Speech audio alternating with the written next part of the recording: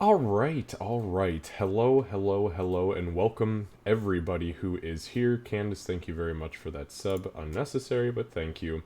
Hello to everyone who is here. I don't actually see a whole lot of people outside of folks who are currently playing, but anyways, welcome to session number 51 of Unlikely Heroes, our weekly Sunday night Dungeons and Dragons game in the 5th edition. I'm super excited that this is week 51 because that means that next week is week 52, and week 52 is obviously our 1 year anniversary. It will be the longest one shot in one shot history. So I'm super excited for that. I have a gigantic surprise for everybody, viewers and players alike, when we are live next week. So that's something to look forward to for the week. And yeah, hang out with us for a little while tonight.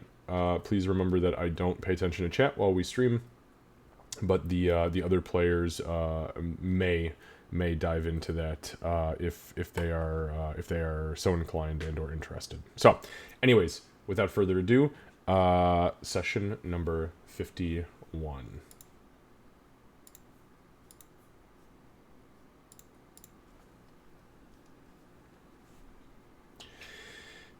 All right, guys. So,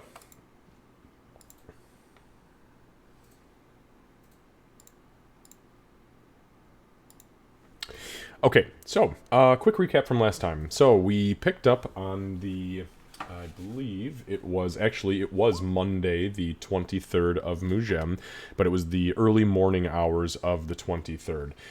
Throughout the day, there was a bunch of things that happened. Aurora began learning, and it was learning how to prune the scales, the flaky scales from herself.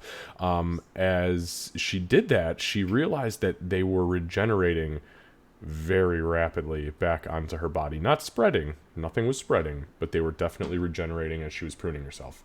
A little bit further on, Ree and Aurora took a ride on Josa to the mountain top where they enjoyed themselves for a little while.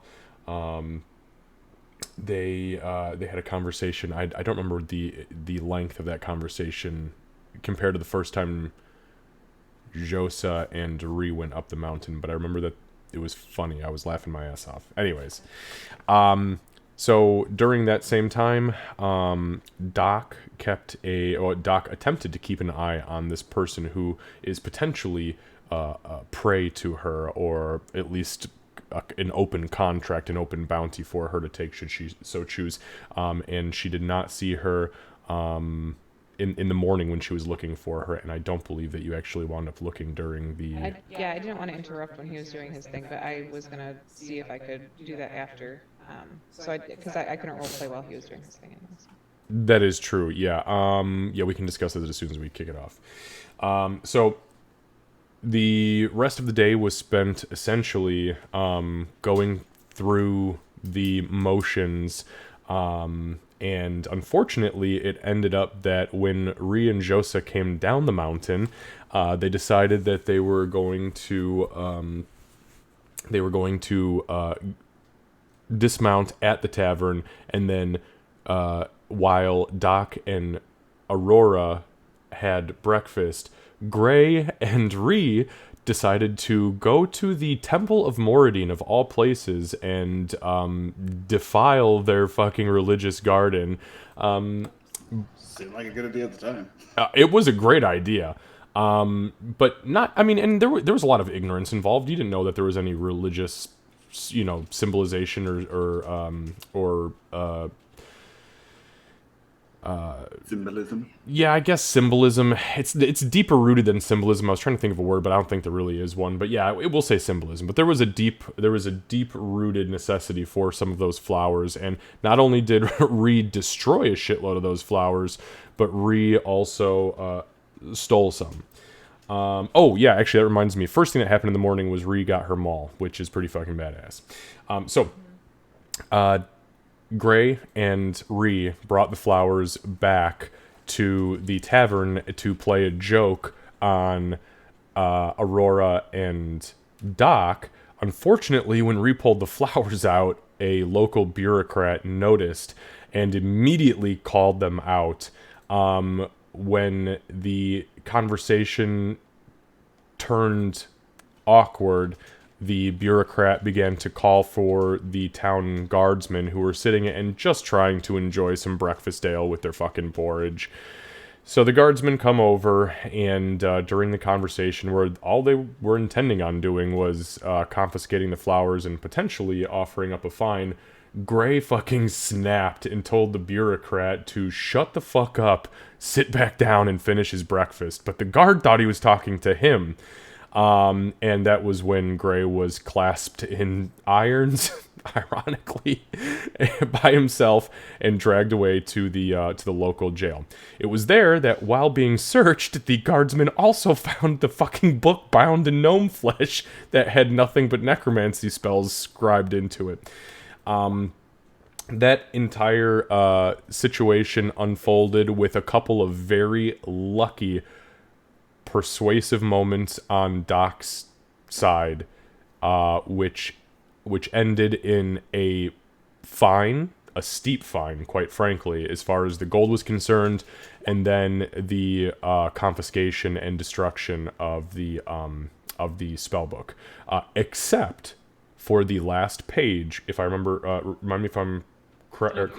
Okay, so it was the last page that Lucy had taken note, or that Gray had taken notes on. Yeah. As far as the runes were concerned on the ship. Okay, so that is in your possession. Anyways, so Doc left about 2.5 or so hours later, after the timeout was appropriately up. Gray was released from the jail and rushed back to the tavern, literally just in time to begin his performance. And oh, what a fucking performance it was! From the subtle tricks that he performed within the music and within the words of his performance and spellcasting, to the very real props that were brought upon the stage and displayed for all to see. Gray gave one of the best performances that this town has probably, if not ever seen, then seen in at least a very long time. And it wound up being that, let me just pull my notes up here really quick.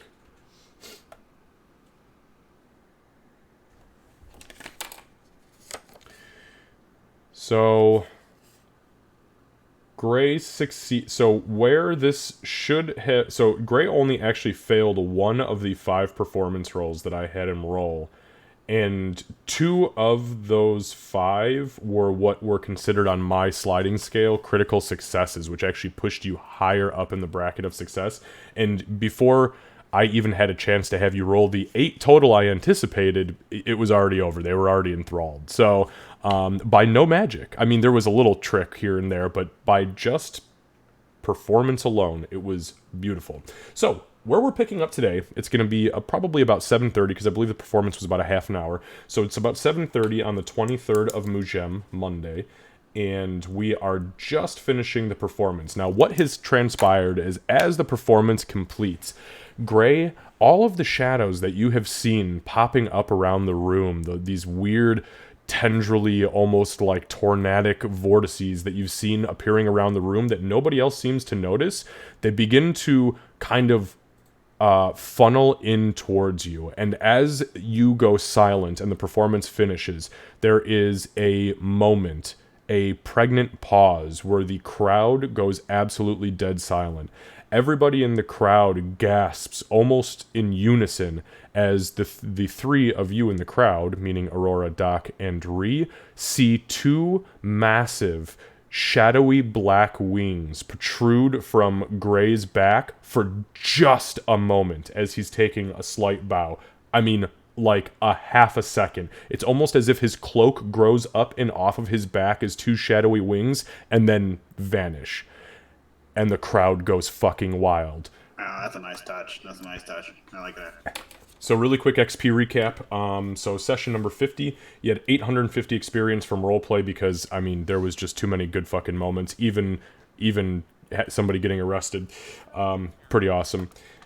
And then Gray's performance net everybody an additional 200. So it was a very high RP experienced session that puts Aurora at 25,559, Gray at 26,571, and the remainder of the party at 28,409. Everybody is still level 7.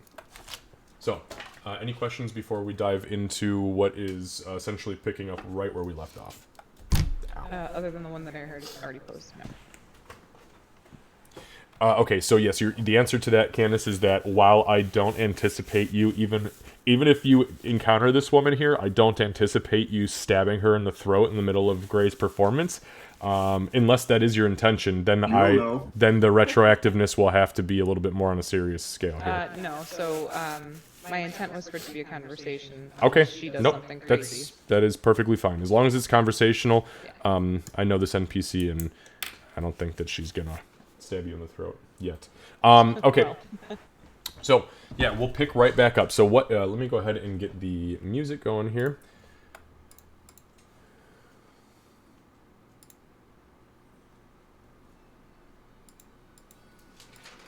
So as Gray finishes the performance, you all see the wings go up behind him, and they fade, kind of like they burst, almost like a cloud, and the shadow dissipates quickly. That is when, Gray, you see as you look up, the shadows in the room have all but vanished from sight.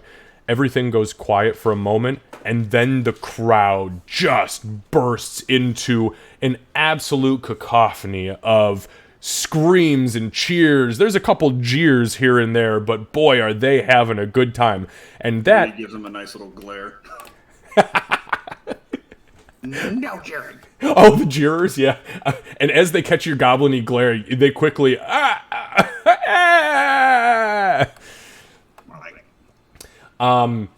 So as this is something that actually, I don't know if many of you would know, except for maybe Aurora and Doc, but as the performance concludes and Gray is kind of basking in the, okay, yeah, I know it was good, I've been practicing for days, don't worry about it, I got you, thank you. He begins to get pelted with coins. Hundreds and hundreds of coins, as is in proper dwarven fashion. They transform the stage from what was a performer stage into essentially a shooting gallery. They don't hurt. I mean, well, I don't know. You got an 8 constitution. They hurt a little bit. they hurt, but it's not going to kill you unless they keep going. So over the course of like 3 or 4 minutes, and you know it's tradition. They whip coin after coin after coin after coin at you, and that is when everybody turns back and goes back to their drinks, and the drinks are now flowing heavy. Okay, we're gonna pause right there, and we're gonna pick back up once we do this retroactive conversation. So, Doc, go ahead and give me a perception check first of all. Yeah, the main conversation may not happen. 13. With as crowded as it is in here, you do not immediately see this woman just standing around, milling about. Now, you do have access to see contracts if you want to go that route. But you're going to have to say some magic words, and you're going to have to drink some magic brew. I'm going to have to put up my not magic hood. Yeah, I guess that... I guess she probably would, like, step with everybody looking at Gray. Now is as good a time as any, I suppose. So she'd kind of step, like, back here. Maybe even go back a little bit further since I have to speak. Okay. I want to make sure I say it right. It's in my old notebook. Sorry, one second.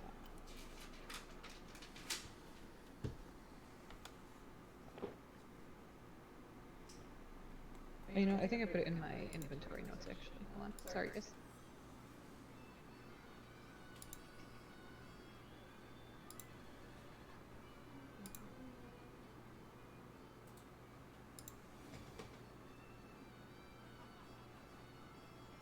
Okay, so she'll step back where nobody will be able to hear her.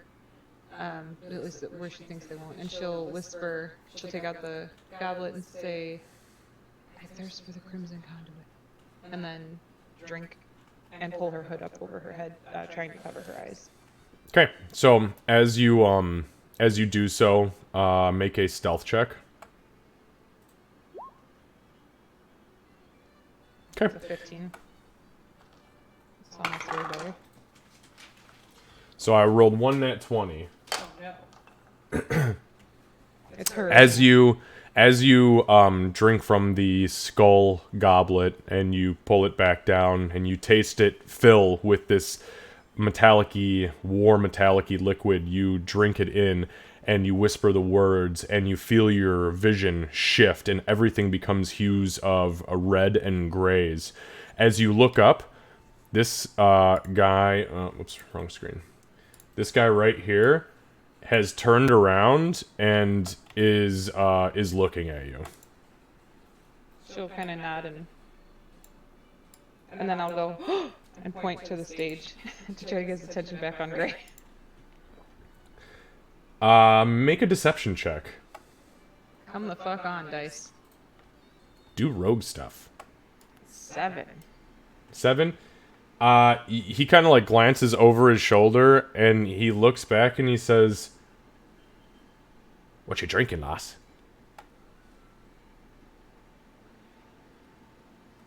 This? I'll just like, cheers, and I'll say, cheers, and then pretend like I'm drinking again.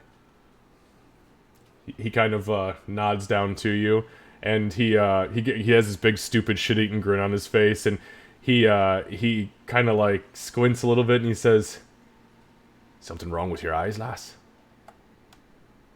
Allergies. Make a deception check. I'm already going. 19. I rolled a nat 1. Oh shit. He goes, "Have you seen the apothecary, lass? I assume she's got something for that." After this, I think I will. Thank you. All right, enjoy the show. You too. All right, so he turns back around, kind of leans against the wall.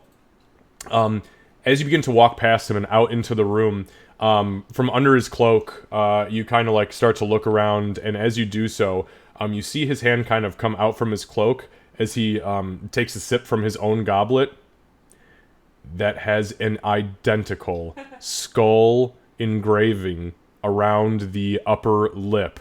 And he pulls the goblet back down, tucks it back under his cloak. You see him mouth something, and you see his eyes very dull red as he kind of tips his hat to you. Those allergies. I want to look around and see if I see her standing out now. Yeah, so as you begin to look around the room... So, can you see the ping? Yeah. Okay, so that woman right down there, as you look around, everybody else in this room is dull, as in dull gray, and she is the one who, after the first few moments of studying, she begins to glow red, and that's when you recognize her and the information you've gained about her so far. Okay. I'm gonna try to wait out the minutes so that way I don't approach her with allergies, and then I will kind of like as nonchalantly as possible just kind of make my way over toward her table. Okay. So you begin to walk towards the table. We'll just say make a, I don't know, you said nonchalantly. Make a performance check. Let's see just how nonchalant you are. 13. Okay, yeah, it's not bad. I mean, the room's pretty fucking crowded, so, you kind of, and you're gnome, you're a little person amongst little people, so you kind of like, bump here and there, oh, excuse me, sorry, but you do find your way to the table where she is currently sitting with two other gentlemen, both of which are wearing identical guild tabards as her, and there is a guardsman sitting at the table as well. He does not appear to be with them. This was just a seat he was assigned. Alright, she'll kind of, like, stand nearby, trying not to stand in front of anybody, and even, like, make it a point to, like, look over her shoulder at this woman and see if she's looking at Doc. So with where you're standing right now, her back is turned to you, and she does not seem to have noticed you yet. Okay. Oh, I see. So she's not facing the stage. Okay. No, not at this point. Okay, got it. What symbols, if any, does she have on her person? I'm looking for guild specific. Oh, yeah, make a perception check. It's a 13. 13? It's all over the place tonight. Yeah, so 13 is actually not that bad. Yeah, as you look, you can see her guild tabard and the two that she's with. It has an anvil, and it has a hammer in mid-swing down towards the anvil. It's all in silver, and that would be the Forgers Guild. And that would include forging of arms and armor.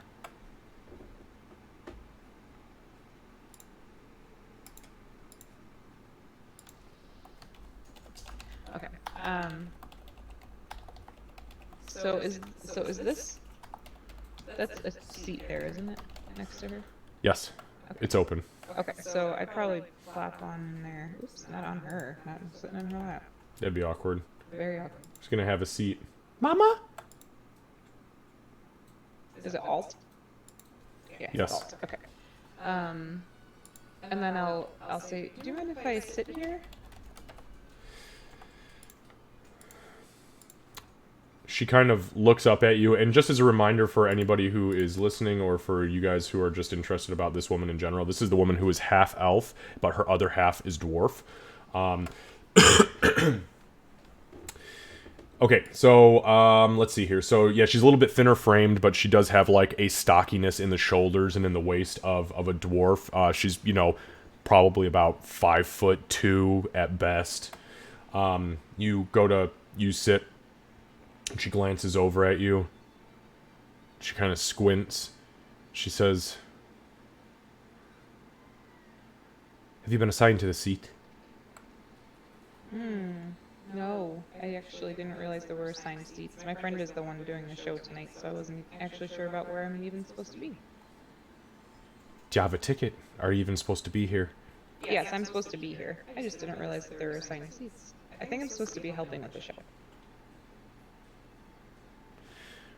She leans down and she says, "What's this about?" Would you like to talk here? If not, I've got a comfy room. I'm not going anywhere alone with you. I've seen you watching me for days now. If you want to have someone stand outside, that'd be fine. I don't know if you're going to want people inside.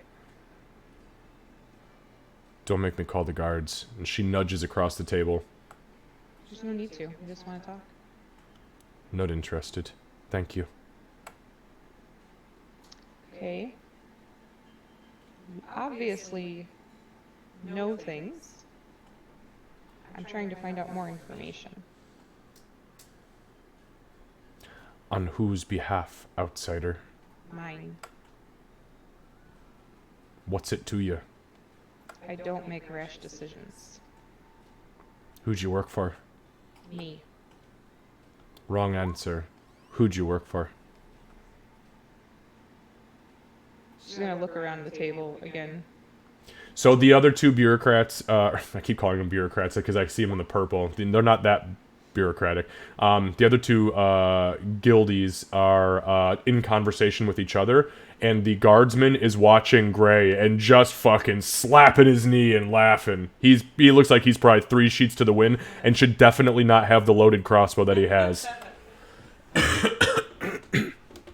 I think you probably already suspect. She's still gonna be kind of looking around the room. For both of our sake, I don't think it's smart for me to be spitting a whole bunch of information out, which is why I was hoping to step away. If you say you know as much as you think you know, then you already know that me going with somebody like you, especially an outsider asking questions like you've been doing, watching me like you have been, probably not safe or wise for me to go with you alone. If I am who you think I am, it probably would have happened by now if that was my intent. Wouldn't be so sure about that. Okay. I will say this. I'm not in it for the money. What the hell are you in it for? She kind of nudges down at your neck. You carry that damn thing around, and you expect me to believe that you're, what, trying to convert? I already did. And then, well, I think I convert. I don't know how to explain me, but that's not what I want to talk about. I believe in doing things for the right reasons. And if the wrong reason is why I know who you are, I kind of want to address it. Make a persuasion check.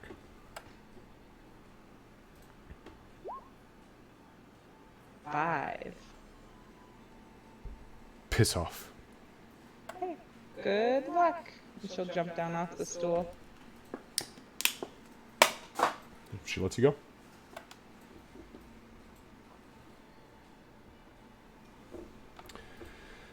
You see, she kind of like, as you look back, you see that she's watching you, as she is now turned around completely, as her model is facing the stage. And as you are walking away, she keeps her eyes on you the entire time, and only this time glances up at Gray to make it appear that she's watching him.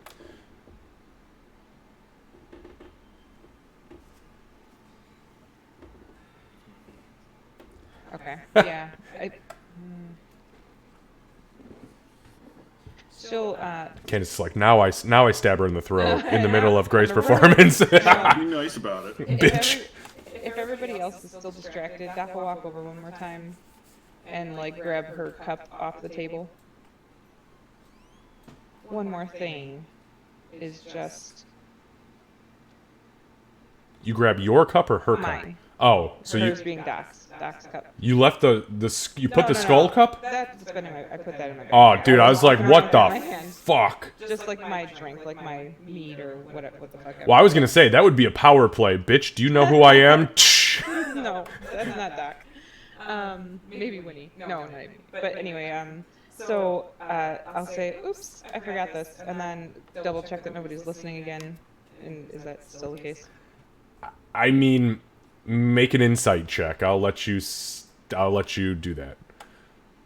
7. God. You have no fucking clue. Between the audience reacting to Gray and this woman's awkwardness with you, it's kind of hard for you to focus enough to see, like, is somebody feigning listening in? She'll just say, she'll just kind of look at her and say, one person's perception is not necessarily everybody else's reality. That's all I'm getting at. And she'll pop down off the stool and walk away. Wait. Jumps back on the stool. She's a little winded because that's... She kind of, she leans over and she puts her left elbow heavy on the table as she's still facing Gray, but she kind of leans down a little bit and she says,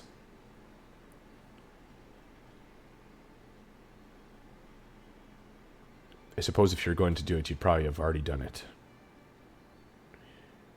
I'm well aware that you've been watching me. I've seen you do it. You're not very subtle, but most glitterites aren't. No offense intended. After the show, meet me outside. Just outside. People be in the street and drinking. They'll be loud. There'll be lots of fire. I know you won't do it there. We can have our conversation then. Depending on how our conversation goes, I might not do it at all. Is that a threat, or...? No, it's just the truth. Alright. We'll see you outside. Enjoy the show. By the way, you're only about half as cute as you think you are. I know. You should have seen me when I was a cat. She'll jump down and walk away. It's a fucking cat. You hear her say as you walk off. What the fuck does that mean? Thank you. Yeah. Okay, so now we will pick back up. The performance has just ended. The gold coins are being slung at the fucking stage. Gray, everybody goes back to their drinking. What is it that you guys do? There is literally a mountain and a molehill of coinage on the stage right now. Gray can't move. He's being covered with coins. Doc will go up there. Yeah, we would definitely rush the stage too. Am I allowed to help with moving your treasure? Is that okay with you? Or I'm not a dragon. Please assist. okay. So Doc will at least scoop stuff, like try to get the coins away from him so he can move. Yeah. Dig them out from the Right. Yeah. mountain. I think this means you did good. I think this means you did good. Oh man, that was awesome, Gray. You did an amazing job. Get kicked out. I'll take that as a success. One thing I do want to know is Aurora is keeping an eye on the crowd and stuff because, in her mind, this would be the perfect chance for someone to try and do something horrifically murdery. So she's, as things are winding down, she's actually going more vigilant.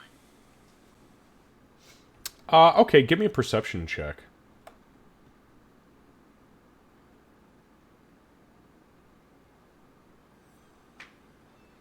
Distracted by the show? Okay. There is, so being a halfling with so many, I mean, there are almost 150 bodies in this room, and everybody rushing around with your height disadvantage, you cannot fucking focus on anybody but the first, 6 people in front of you.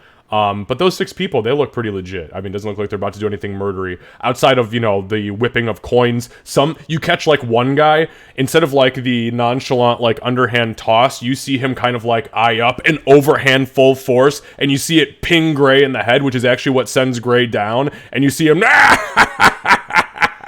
With that one, Doc will try to catch eyes with Aurora, thinking back to Gray throwing shit at her when she was in the stocks. That was exactly what Aurora was thinking about. If Ree saw that, she'll point at the guy. Hey! Chill!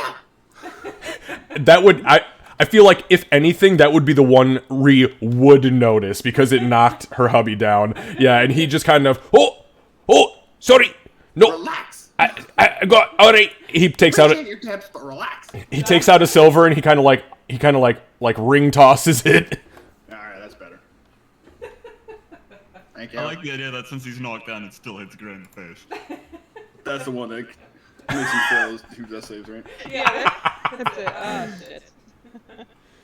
Yeah, so we'll help with kind of digging them out, and then I'll say, do you want to gather? You want me to gather? What do you want to do here? Also, don't kick the tooth. And don't kick the tooth. It's under there somewhere. Don't. Alright. Sure. I think I should talk to the tavern owner about this first. I don't know how tipping works. So, as you guys are all up here having this conversation, the Tavern Keep actually does come over at this point. And he is carrying a tray of shot glasses. It looks like, he's trying to walk around and sell Jello shots. But about 20 feet away, that shit's Fire Belly. And dwarves are already, 3/4 of the dwarves in here have mouths that are still billowing smoke from the Fire Belly that they've been pounding. These people are getting fucked. I think Ree's probably still billowing smoke out of her mouth from earlier. Oh my god, yeah, you drank a goblet of it. So he comes over and he just starts he starts putting shots in your hand, and he goes, "That was absolutely fantastic, Mr. Gray. You told me you were a storyteller. I believed your storytelling, and look at this, you came through, and you got arrested today. That was wonderful. You blew it out of the park. Did you see?" He points over towards the upper right-hand corner of the room. "The jailer's here. He loves you." Making friends in places I hope I don't visit again. No promises, though. Oh. Well, that's unfortunate. I was going to invite you back. No, I meant the jail. Oh, no, please, no, don't do that. Actually, I'd like to have a conversation with you at some point. Maybe if you're interested in hanging around and doing, I don't know, maybe another performance or two within the next week or so. I think we'd love to have you make some coin. Oh, that reminds me, coin. I have your cut of the coin at the bar as far as ticket sales, food, alcohol, and whatnot. Tips are all yours, so enjoy that, and round of Fire Belly on me, boys, eh? Oh, he stops and goes, "Sorry, technically we're outnumbered. Girls, and Yeah. you, Mr. Gray." I'm a sweet, delicate, gentle flower lady. I saw you pound a cup. I saw you pound a cup of Firebelly earlier. I don't think you're quite as delicate as you think you are. Also, how are you still alive? A very high constitution. So, Did you just break the D&D fourth wall? So he hands everybody a shot. If you take it, just let me know. yes. Okay, you make your. For now, Gray's gonna put his to the side and then like kind of fish in his pocket for the black hole. What's that call it? Okay, so Doc, make your Constitution saving throw. Ree, make your Constitution saving throw. I should not have done this with my rolls tonight. I am rolling like garbage because that was Yeah, with my baby. Okay, so, yeah, wow. Ree, you are still a little shitty from earlier, and this is like, boot and rally level now. You're not feeling great. You're still kicking, but you're, like, it just reignites everything. Hang on, guys. I gotta run outside. I gotta boot. Don't go alone. There's a lot of dwarves here. It's fine. I'm gonna take them all if I need to. As the dwarves around you are just like, "Hey, you know we can hear you, lass." Yeah, and there are a You lot of said that She's real gonna loud. get lost. No, all right, yeah. Cheers, and he pounds a fire belly. Doc, you actually feel okay. It's Yeah. really, it's not too bad for you. I'm like, I gotta stay sober for this conversation. So, Gray, you pull the portable hole out, you unravel it, and you begin to scoop your coin in. You gain the following. Like, You- okay.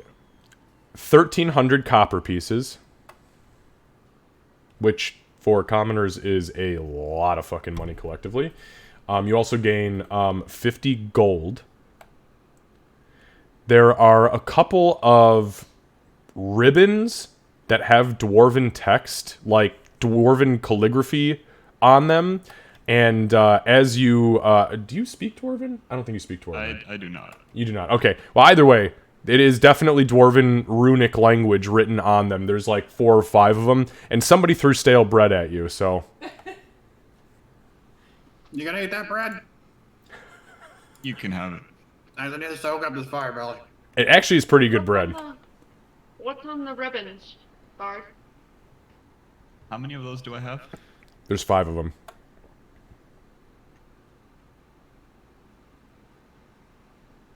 Also, Aurora's not on the stage. She's on the ground next to the stage, so she's absolutely having to look up at you more so than normal.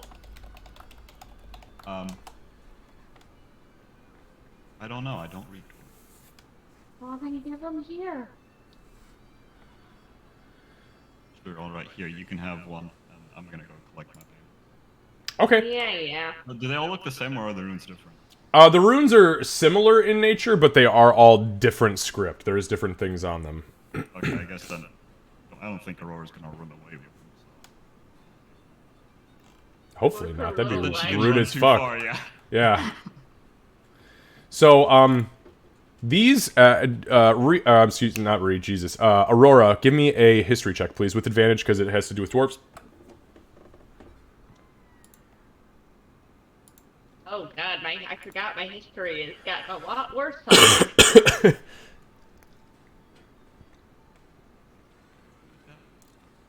Just keep dealing with dwarves. Okay. Doesn't say keep dealing with dwarves, and you just always get the advantage. There you go, 19, perfect. All right, so as you look at this, you realize that this is what's called a mishi. And a mishi in dwarven culture is essentially a calling card. It has the details of the individual who threw it, which was tied to a coin. And as they were being projected out of the audience, they were like, you could see the little tails like spinning on them. And it is literally like the name and location of said person's abode within the city limits of Underhill. And it is an invitation to court.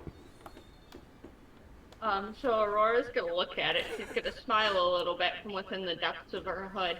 And she's gonna hand it back and say, "Oh, these are things for Ree to deal with. They're challenges." Oh, God.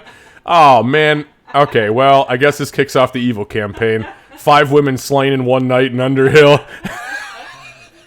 It wasn't No me. repeat performances.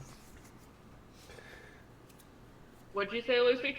Guess no repeat performances. So if you want to add it as just a custom item, the weight is negligible. Whoever takes them, and they are 5. It is Dwarven Mishi, which is the equivalent of a calling card. Okay, so Gray, you said you were going to collect your cut, right? Yep. All right, so you get over to the bar. Everybody's patting you on the back. I mean, just grabbing at you, drunkenly, just like shouting at you. "Hey, friend, that was fucking great. You come back," and a little slap on your ass and a push. And they're like, it's weird. It's like you were running the gauntlet through these drunken dwarves. But thank goodness they're happy, because if they were angry, boy, this would be a whole different story.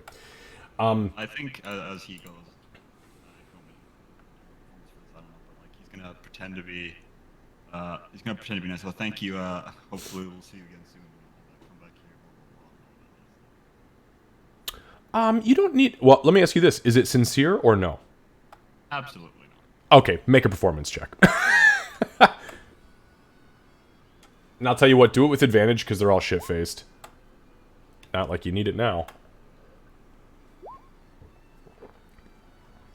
They let you go by, and, alright, yeah, we'll see you again. Oh, this is great. I can't wait to see the matinee. So you approach the bar. Barkeep, he turns around, and he pulls out a small chest. And as he opens it, you see multiple compartments within the chest. And he reaches into them, and as he does so, his arm literally disappears into what appears to be a pocket dimension, much like your portable hole. And he says, alright, so... Oh, that was the wrong accent. He says, alright, so, we did... Ticket sales was 284 silver. Dinners was... 260 copper. And we did 188 gold in alcohol so far. That was during your performance. So your cut, and he pulls out 100 silver, is 100 silver pieces, 100 copper pieces, and 88 gold. Mr. Gray, thank you very much. This could... Any of these people, if they were to make this much in one night, would live happy for at least a year, if not more. Or they would drink it all in a night. It's a gamble. Yeah, I can see that. At least it's a fun town, I guess. We do like to enjoy ourselves. Unfortunately, due to the fact that it's kind of a dreary mining town, we don't get performers regularly. So when we do see them, the people pay. A very lucrative business. But I can see it. It's indeed been a pleasure doing this. Yes, As and... for if we'll do it again, that'll depend on whether we're staying or not. How long. He says, if you are interested, Mr. Gray, in performing, if you and your friends are looking to rest and recuperate, maybe just for a couple of weeks, I could provide you free room and board, the lot of you, and as long as you perform, let's say, on Thursday, Friday, and Saturday nights, you take your cut just as you've done tonight, and we go about our business. Just think about it, maybe mull it over if you're looking for some quick coin. I'll think about it. Was this in front of us where we heard it, or no? I'm sorry. No, he's all the way over at the bar at this point. Okay, thank you. I'm sorry, Lucy, what did you say to him? I can't. Okay. Just said it and forgot it. Yeah, it's okay. He says, but regardless of whether or not you and your friends stay, I do thank you very much for your patronage and for your performance. It really was quite a tale. Thank you. It was very realistic, trust me. Even including the punch to the face by the Great Ape. I still feel that one sometimes. I honestly could almost smell the maw of the angry beast as you described it. It was disgusting. Actually, that reminds me. If you'll excuse me, Mr. Gray, I need to clean the vomit up off the floor. Enjoy. Okay, so... Yeah, I guess Gray will run over because he left his glass there. I guess shot in celebration. Alright, you take the shot. Before he does that, though, he's gonna look at Doc, take out the dwarven macaroon if it's still there, that he's been saving. The Gnomish macaroon. Yes, it's still there. But I'm gonna eat that first. So this asshole has the audacity to collect shitloads of coin and then eat the only Gnomish macaroon in front of you. He pops it in his mouth, and it's delicious. It's got like this chocolatey undertone, but as it hits the back of your palate, you feel the vanilla bean kind of like run through your system, and it is crunchy and chewy as if it had literally just come out of the oven. And you feel it fully sustain you for the entirety of today. And then you take your shot, so I need you to make a Constitution saving throw. Sorry, Candace, go ahead. As Doc watches him eat the Gnomish macaroon, she goes, There it is. Ooh! No, I saw this coming. Okay, so... Oh, you rolled a 3. I forgot you've got a negative fucking con mod. So you take the shot. Is this the first shot of Fireball you've ever had? Yes. So, much like I've described it before, it is like taking a shot of the purest cinnamon extract mixed with the strongest unadulterated liquor, just raw whiskey. And as it hits your palate, it immediately takes all of that delicious Gnomish macaroon and boils it down into a middle finger. As it coats the back of your throat, it begins to burn. And as it burns, you guys see steam coming out of his nose and mouth with each breath. It hits your stomach, and as you feel it coat the lining of your stomach, you are officially intoxicated. You are not poisoned, but you are intoxicated, meaning you begin to see a little bit of double vision. You're getting just a little bit blurry. You're stumbling. Your speech is starting to feel slurred. However, there is a euphoria that comes with early tier intoxication, and it feels good. It feels like you could fight the world right now. Probably shouldn't try that. Oh, it's great. I don't know. Oh. "Oh, do you want me to go get the antidote? I work fast." I'm okay. I think I'm gonna go to the room. I don't know why. Oh, right. Aurora, your tooth. You should take it. It's good tooth. Bye. As he very clearly stumbles and grab, as people are like, Alright. people are kind of like, you know, keeping him going. Oh, all right, first time. All right, okay, fallen angel. That's great. Yep, fly back to your roost. Doc looks at Ree and says, "I think your boyfriend's a cheap date." Oh yeah, he's just a little. It gets me every once in a while too. So it's just. Oh, yeah. Boy. Oh boy. I drank a pint earlier. Yeah, let's get you back to the room. and as you look at Ree, you realize there's a little bit of vomit, like kind of dribbling down from like where she maybe sat up too quickly as she was spewing during the boot. I don't want to get it everywhere, so I puked in my shirt. Don't worry, it's tucked in. And as you look down, you realize the shirt is kind of hanging like an old water balloon over a rubber band, and is kind of just like seeping out. It's not very watertight. Oh, Ree, why don't we get you back to the room and also burn your shirt? Come on. I just got this new shirt. Yeah, time for another new shirt. Thankfully, your boyfriend can buy it for you. Come on. She'll lead Ree back toward the room and make sure she gets into bed.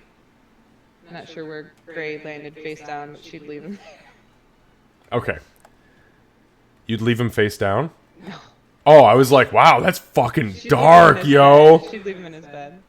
Okay. I guess it depends. I mean, if he didn't make it into the room, she'd definitely drag him into the room, into his bed. But if he's like, halfway off his bed, he's fine. He's not gonna choke on his. Yeah, Gray, did you make it all the way into the room? I'm willing to do a check to find out. Sure. How about halfway down the hallway, you give me another Constitution saving throw? Unlikely. Not. Oh no! He rolled a fucking 0. I made it 2 steps. That's 2 steps and then it's flat, right?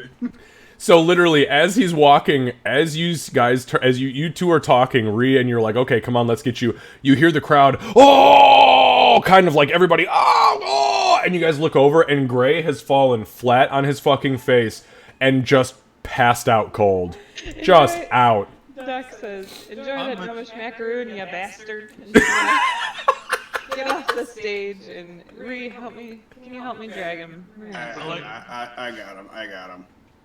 I like to think before he fell down, he went, "This looks like a nice floor. I'm gonna take a nap."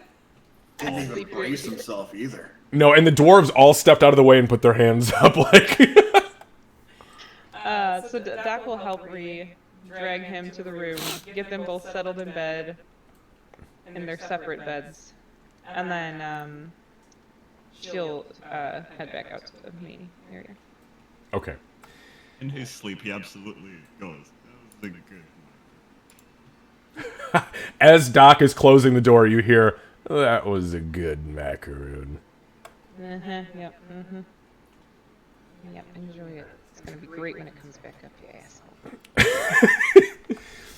All right, so Gray and Reet are sleepy sleep. You come back out. Aurora, what have you been doing this whole time? Are you just keeping an eye on people? People watching. You're muted.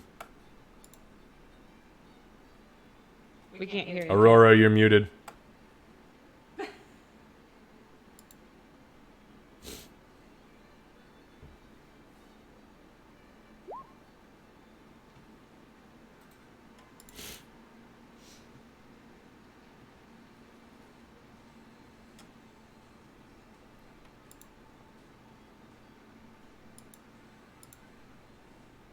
Get some elevator music playing with like a sign that says technical.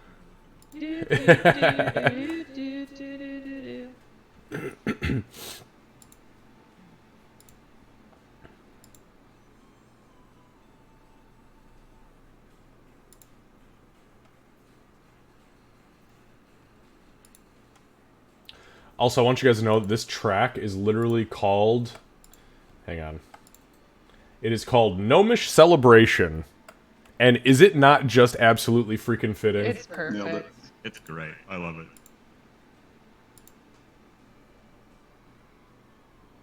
Okay, maybe. There we go. There you are. Okay, I don't know. I just had to change my settings to exactly what they were 5 seconds ago. So she was kind of watching the crowd, trying not to freak out about how many fucking dwarves there are. She was debating whether or not to go and remove their drunk. And then she realized that her tooth is alone on the stage, and she's gonna try and grab it, and it's gonna be a lot heavier than it was last time she picked it up. Oh, it's heavy. Yeah, I think I'm immediately encumbered with that, so I don't know how easy it's going to be to get off the stage with that. Are you actually encumbered? Yeah, it's a 21-pound tooth. My strength just dropped like 6 points. Okay. Let's see here. I mean, if Doc sees her struggling, she'll certainly help too. So. Nah, because this was happening as Doc was already Oh, carrying as I was everybody going, back. Yeah, okay. yeah. This is like a retroactive thing. So, yeah. So you grab it and you begin to drag it, and you're like, oh no, like you are stumbling, you are yanking. You can do it, but you are moving at like absolute bare minimum speed. I'm down to, I'm at 15 with that. And of course she's trying really hard not to show any of the dwarves that she's struggling. But she's also a little intoxicated too, so that's just her whole night now. Yeah, make a deception check with disadvantage for your intoxication.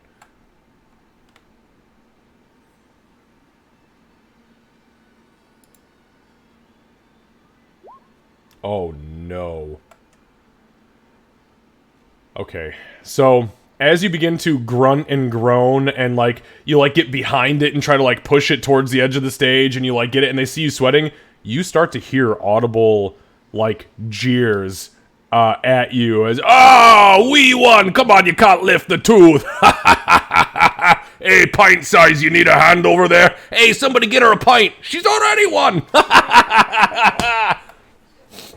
Short drugs from dwarves, love it.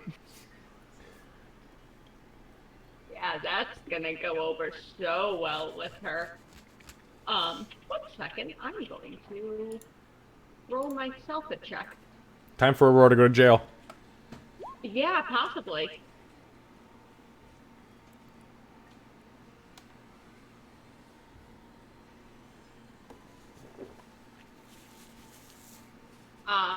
Okay. So she's gonna turn around, she's gonna kind of shake her head as she turns back, let the hood fall back a little bit, remove the gloves, let the scales, no moisture or no grip problems from having gloves on. I'm just gonna try and pick this fucking thing up again. And she's just channeling her stubborn fucking pride. Okay. Give me a moment. So I, Work. if that wasn't a good roll, I was probably gonna end up in jail too.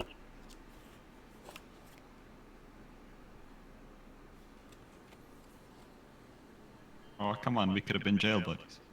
Thankfully, I've got friends in jail.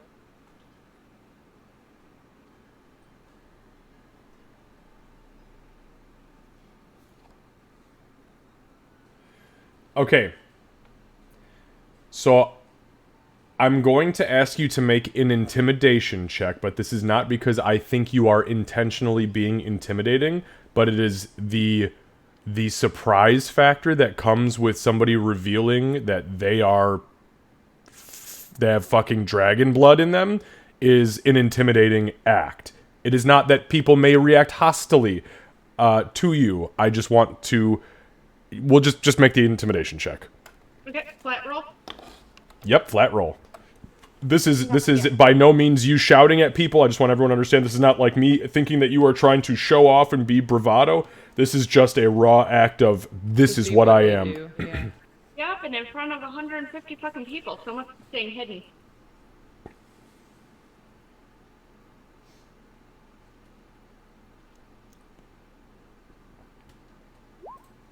Fuck. Okay. So Doc, as you enter the mouth of the hallway that leads back into the main room, you hear the laughing, the jeering, the pint size, and the small jokes. There is a moment where you hear audible gasps from the crowd, and then the entire fucking room falls dead silent.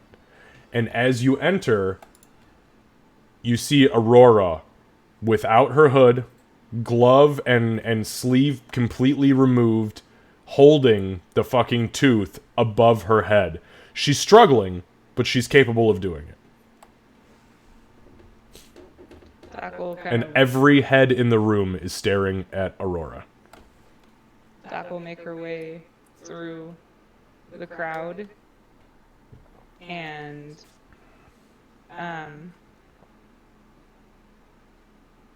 she'll get up on stage, and she'll say, "How about that follow-up, huh?" and start clapping, and then motion for Aurora to get the fuck out of the room. Make a performance check. 3. The room stays dead silent. I mean, crickets. You could hear a fucking pin drop. Nobody drinks. It's almost as if none of these fucking people are breathing. Excellent. Oh, go ahead. Go ahead. No, go ahead. Yeah. Into the silence, Aurora's going to speak quietly and say, in Dwarven, picturing her voice so it intentionally carries, but it's not loud, if that makes sense. She's not shouting. Okay. In Dwarven, she's gonna say, we fought the 8th, took care of the ogres in your minds, have felled revenants, countless other monstrosities, and this is how you're going to spend your evening? Caring about just a fraction of our story? Doc's gonna look over at her and say, "I don't know what you're saying. Do you want help?" So at this point, Cat, give me a persuasion check, straight roll. Yeah, okay. Okay, that was something. So the crowd breaks their silence. They don't shout at you. They don't shout anything. In fact, everybody in the room switches to Dwarven, and they begin to mutter and talk amongst themselves in very drunkenly loud, hushed whispers. Those whispers include, "What the fuck is she? Do you know where she's from? Is she part dragon, Mummy? Shut up, she's not a dragon. She's a dragon, Mummy. Look, she's got scales." And you hear they are just kind of like breaking you down on a physical level, to the point where you even hear like, do you think she really did what they say she did? She's not tall enough to hold a longbow. She's got a short bow, you jackass. I mean, everything that has to do with stature, they pull into it, and they try to kind of like fixate around the draconic situation and the fact that you just call them the fuck out. And then everybody just kind of goes back to their drinks, and the party resumes, but in a much quieter tone. I am going to, while they're talking, I'm going to mutter to Doc, yeah, a hand with this would be good. And then as we leave, I'm going to try and discreetly use prestidigitation to just a little bit of, no, kinda, just as we walk away. Touch the light kind of thing, just a little bit of flavor. Okay. So there is a somatic and a verbal component to that. Go ahead and give me a deception check. Not a deception. I'm sorry, not a deception. Give me a sleight of hand. It will be a sleight of hand check. Yes, thank you, Ken. No, not sleight of hand. It's a stealth check. You are trying to. No, you know what? Hang on. Don't roll. Stop it. Well, I rolled horribly, but I get it's a 1, and It'll- I'm a halfling, so. It'll be a stealth check, regardless. So I think is your stealth and your sleight of hand the same? Yes, but I'm re-rolling because of Lucky. the 1. Yeah, no, I understand. That's why I'm asking, though, is if they were not the same, I was going to have you just roll the stealth instead of the accidental sleight of hand. So, yeah. Okay, perfect. Beautiful. So, the thing about magic is that magic is not a subtle thing innately unless you are a sorcerer who can perform subtle spells. However, your verbal incantation is whispered quiet enough for you to not draw attention. Unfortunately, the somatic component, which is the flashy hand effects, does draw a visible symbol in the air, and you see probably 3 or 4 people take notice and kind of point at you as it happens. Nothing comes of it, but it is noticed by a couple of people. But the prestidigitation goes off, and as you are walking, this snow materializes above you and Doc and kind of trails on top of you and behind you. And Doc's gonna be kind of like awkwardly like nodding and smiling at people as we go. It's like a cold snowflake hits you in the nose, and then it like just you feel like this little, almost like a static shock, because it's not real snow, it's arcane magic, and you're just like, oh, I was like, it feels cold for a second, and then it goes zzz, and you're like, nah. Doc says, "What the fuck did you say to them? What the fuck are you doing to me right now? How's if I know? Why am I the most normal one here? This is not okay. Go ahead. Oops, sorry, go ahead. No, it's okay. You can move yourself And back. Aurora is not smiling. She's going to meet the gaze of anyone who dares to like steer on the way or do anything like that, and it's going to be a, no pun intended, just a simple cold look, like she's not fazed by them, whether or not she absolutely is. So make a perception check for me, Aurora.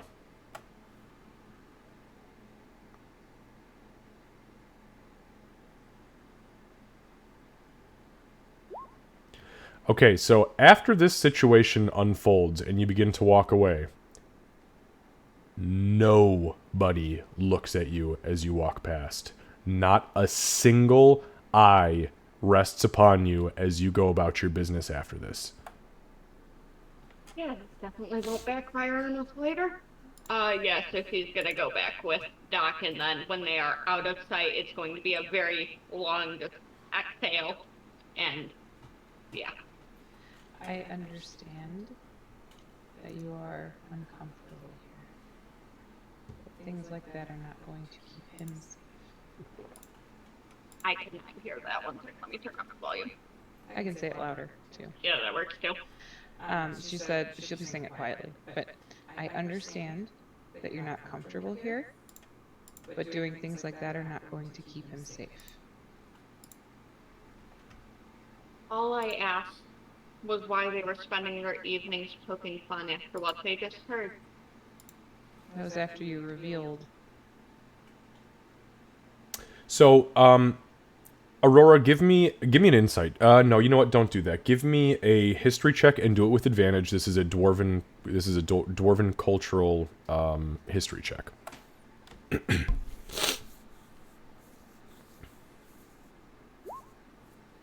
Okay, so the way that these dwarves reacted to your bravado, which I mean, we can only define it as bravado, was that they acknowledged it and were so taken aback by it, not in a negative sense. If it was negative, you'd be dead. But they were so taken aback by it that they refused to continue to acknowledge it because they weren't entirely sure what it was. And to you, somebody who has not only enslaved but hunted these people before, this is a sign that you have fucking won the room. I don't think it'll be quite as bad as you think on that one. I just took advantage of Gray's coattails there a little bit. And besides, I was getting this fucking clues back one way or another. I just didn't feel like listening to them while I did it. Take an inspiration point. What a way to finish up that fucking encounter. Doc just gives out a long sigh and says, "You get to explain to Gray why everybody wants you on stage next. I'm not gonna be part of that." No. Who knows what the fuck I'll look like then? I gotta talk to. I have to have a conversation. It's gonna be outside in public, so I don't think there's too much to worry about. But Before we sleep, we gotta make sure Gray is up and in the main tavern room by, I don't have my notes in front of me, I think it was 8 a.m. By 8 in the morning, whether he likes it or not. Even if we have to drag him out there and put his still sleeping body in that table, it's happening. she gets a weird smile. Okay.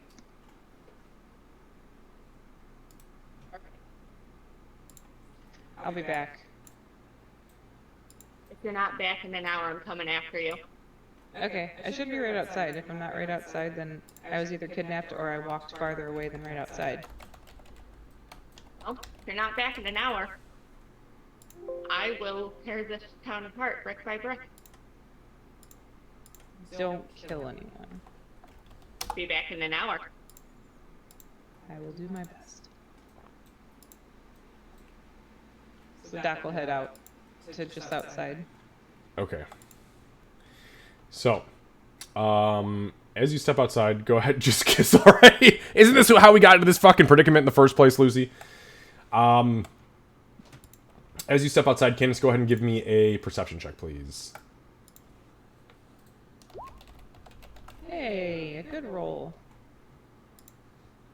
Okay, so you immediately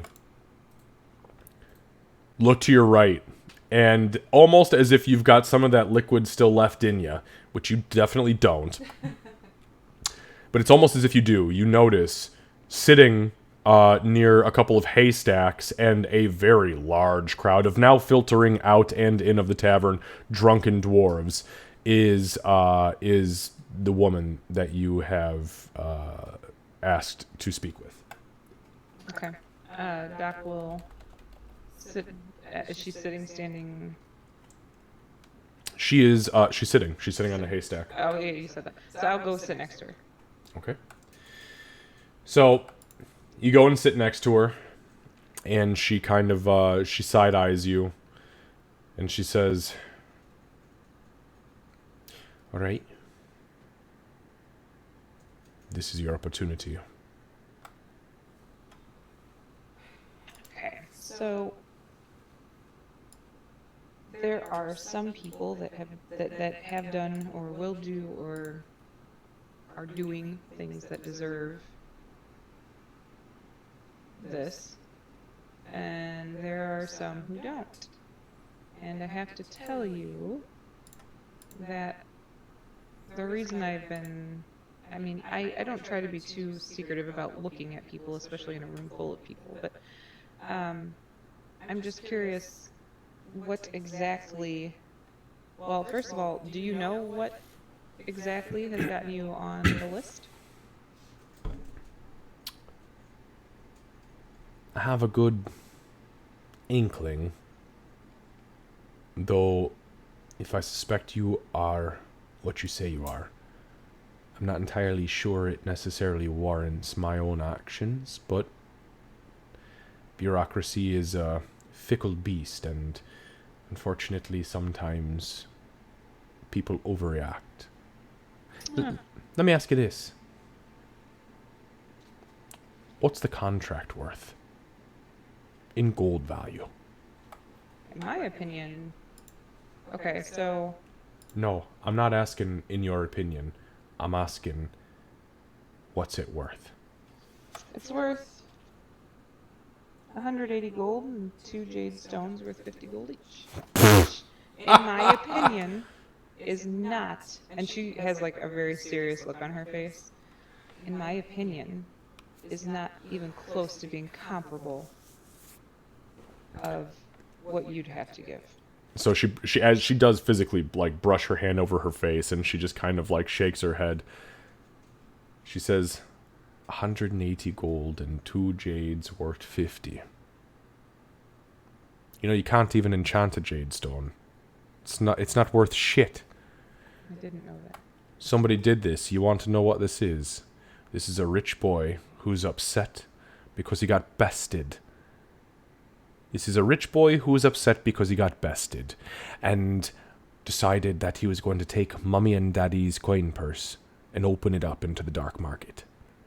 I know who the fuck you are. I'm well aware because the whispers have hit me. They hit me well before they hit you, I'm sure. 180 gold. Fuck, I'm worth at least 500.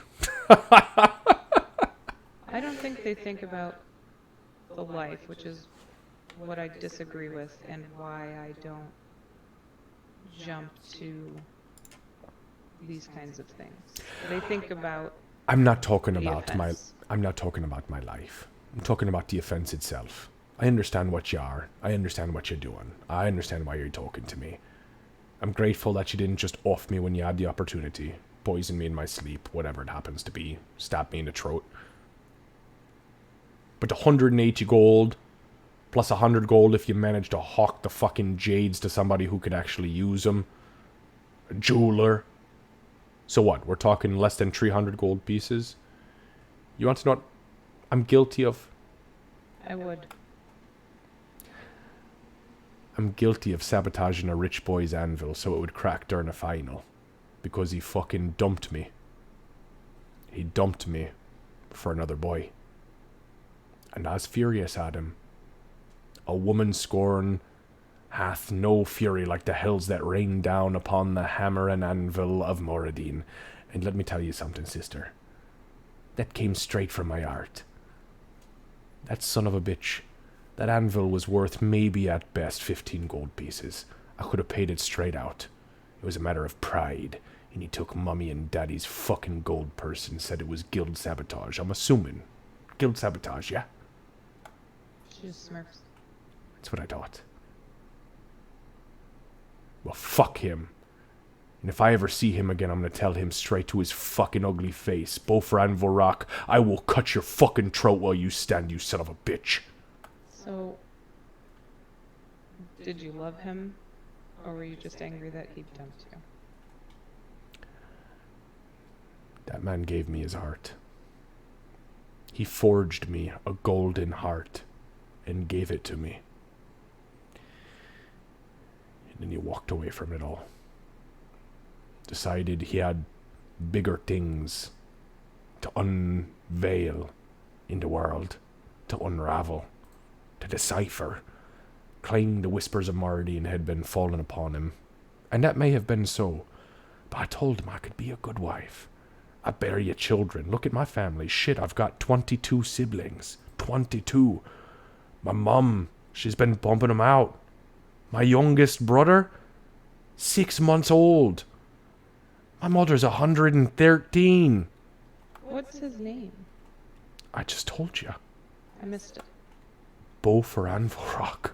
I didn't miss it. And if you're thinking to yourself, oh my goodness, he's a big banking family mogul, that's what I'm talking about. Doc laughs out loud and has to stop herself. No. I don't think this is as funny as you think it is, sweetheart. It's funny because... Oh boy. I kind of want to... I can contact... I traveled with him. You shut your whore mouth. Oh, no. Really, I did. I traveled... Hey. I traveled with him. Oh, I'm sorry. The way you said with him, I thought you were the other girl. Oh. Well, No. you said the word with real No. strange like. No. No. No. No. Sorry, I got a case of the nose. No. No. All right. Well, as long as you wasn't getting gnome fever on me. No. Actually, I wasn't... Well, it doesn't matter. No. Nope. So, here's the thing.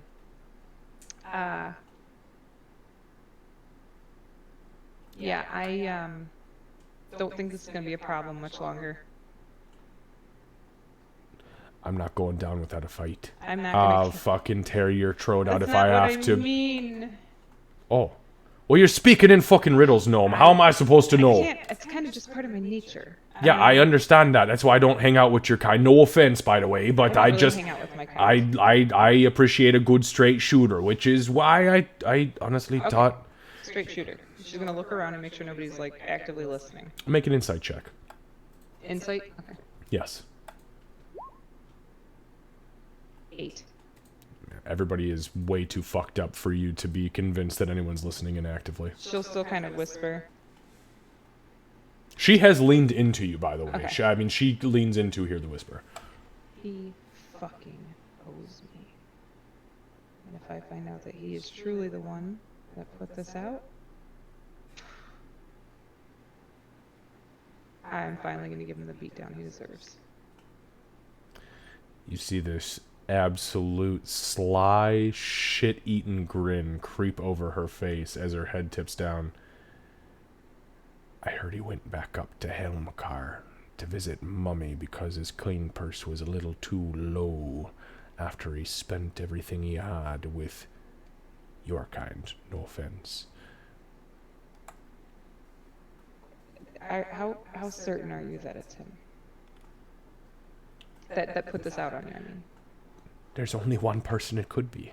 We've just confirmed it. I've never wronged anybody in my entire life. This was the stupidest, flimsiest act of technical sabotage I've ever been a part of. But it was because I was broken. I was a broken woman. He had made me feel so full, so ready to bear every child he could provide me with.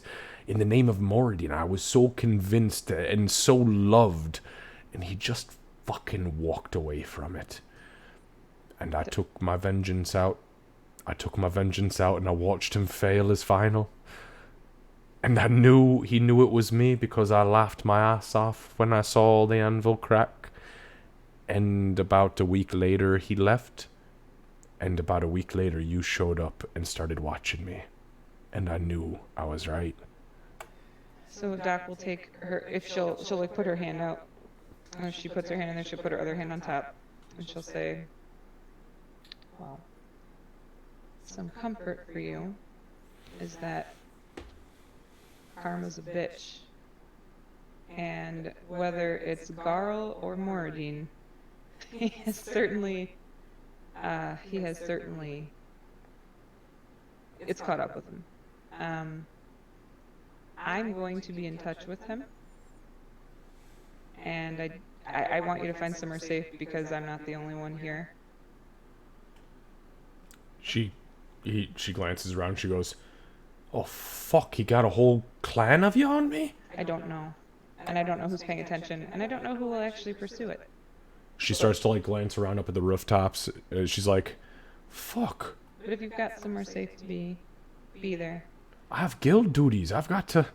I'm the matron of the forge. I've got. Shit. Who? Can you? Do you know who it is?" I don't. I don't know who anybody here is. I just know that I'm not the only one, and so I'm probably not the only one who is aware.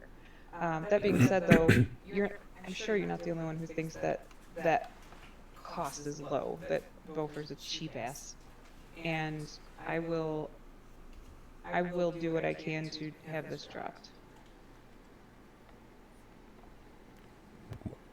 What do you get out of it? What do I owe you? I've never been in love, actually. I'm not into ladies. I'm sorry. No. Let me finish. Oh, you've got a weird way with words. I'm sorry. You start things out real strange sometimes, and I think you're going in the other direction. Maybe I'll just let you finish next time. Okay.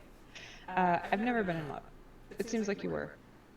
I can't imagine how much that hurts. I've just recently learned how to love someone outside of my family. What I get out of this is knowing that a life that didn't need to be lost gets to continue.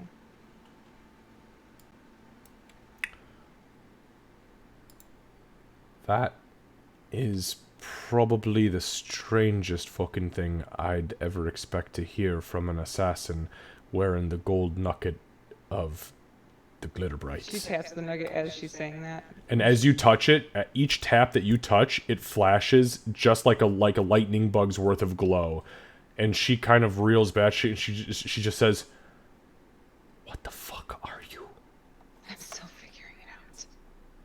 But I do know that I am learning my purpose, and it is certainly not to waste good lives.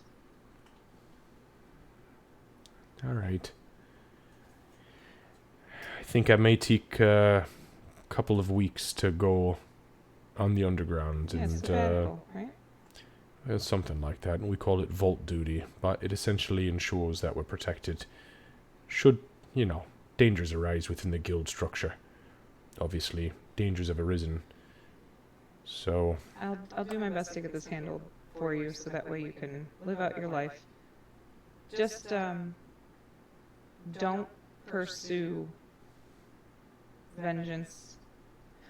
She starts laughing. her eyes go Almost wide. hysterically. Her eyes go wide, and she says, "I've already gotten my vengeance. I watched him fail. He's returning vengeance with vengeance," which is ironic. You're not the only.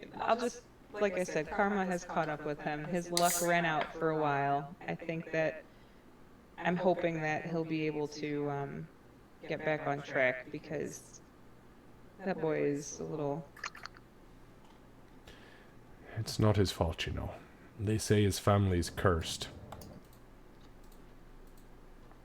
I believe that 100%.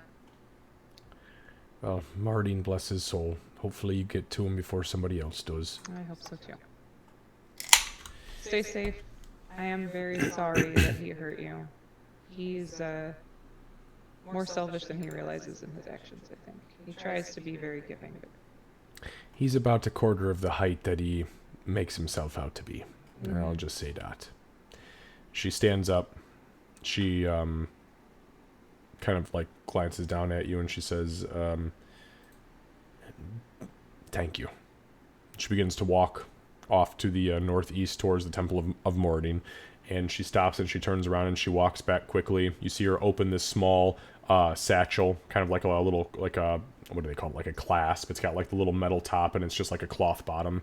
She pops it open, she reaches inside, and she pulls something out, and she hands it over to you, and she kind of just like puts it in your hand, and she lets go, and it is a teardrop diamond. It's worth 300 gold pieces. Thank you. One diamond worth 300 gold. Doc will kind of like grin up at her and start kicking her feet because there's no way they're touching the ground while she's sitting on the hay bale. As you're getting like excitable, she says, "That was Bofors, by the way. He was keeping it safe for something special. In case somebody died that he loved. Gave it to me as a token of affection. I kept it. It's only appropriate that you should have it." Thank you. Very much. Please stay safe. "Don't you worry about me." She turns, and as she turns, she walks away, and you hear, as she snaps, and 4 guardsmen essentially materialize out of the fucking shadows and flank her on each of her corners, left, right, back, front, and begin to escort her into the darkness. Back sits for just a second, and then hears Aurora's voice in her head that says, "Be back in an hour." She's like, "Oh shit." She gets up and goes back inside. As you go back inside, the room is in a state of party. This is like looking at a room of college students during the Stanley Cup in Chicago when the Stanley Cup won. I was there, by the way, was too. and oh my god, was it fucking insane. So it's crazy, but you find your way back to the room, not an issue, assuming you're going there. Yeah. And as you get there, Gray and Ree are both passed out fucking hard, snoring aggressively. very aggressively. Like Snoring at, Snoring. there's a couple points where you actually have to go up and you very gently like put your finger on Ree's throat, assuming that she's in the throes of death rattle because the snores are so loud. And then you're like, oh, thank God, she's still kicking. Yeah, do the And then she starts doing like that little kid kick under the blankets and the fucking blankets fly up. Okay. I like the idea that if Gray's drunk, he starts talking in his He says a lot of weird shit. Lots of weird shit. Actually, you know what? Hang on a second. Yeah, Doc. Okay, you want to talk in your sleep? I got you. Yeah, that's fine. I have something I actually wanted to say too.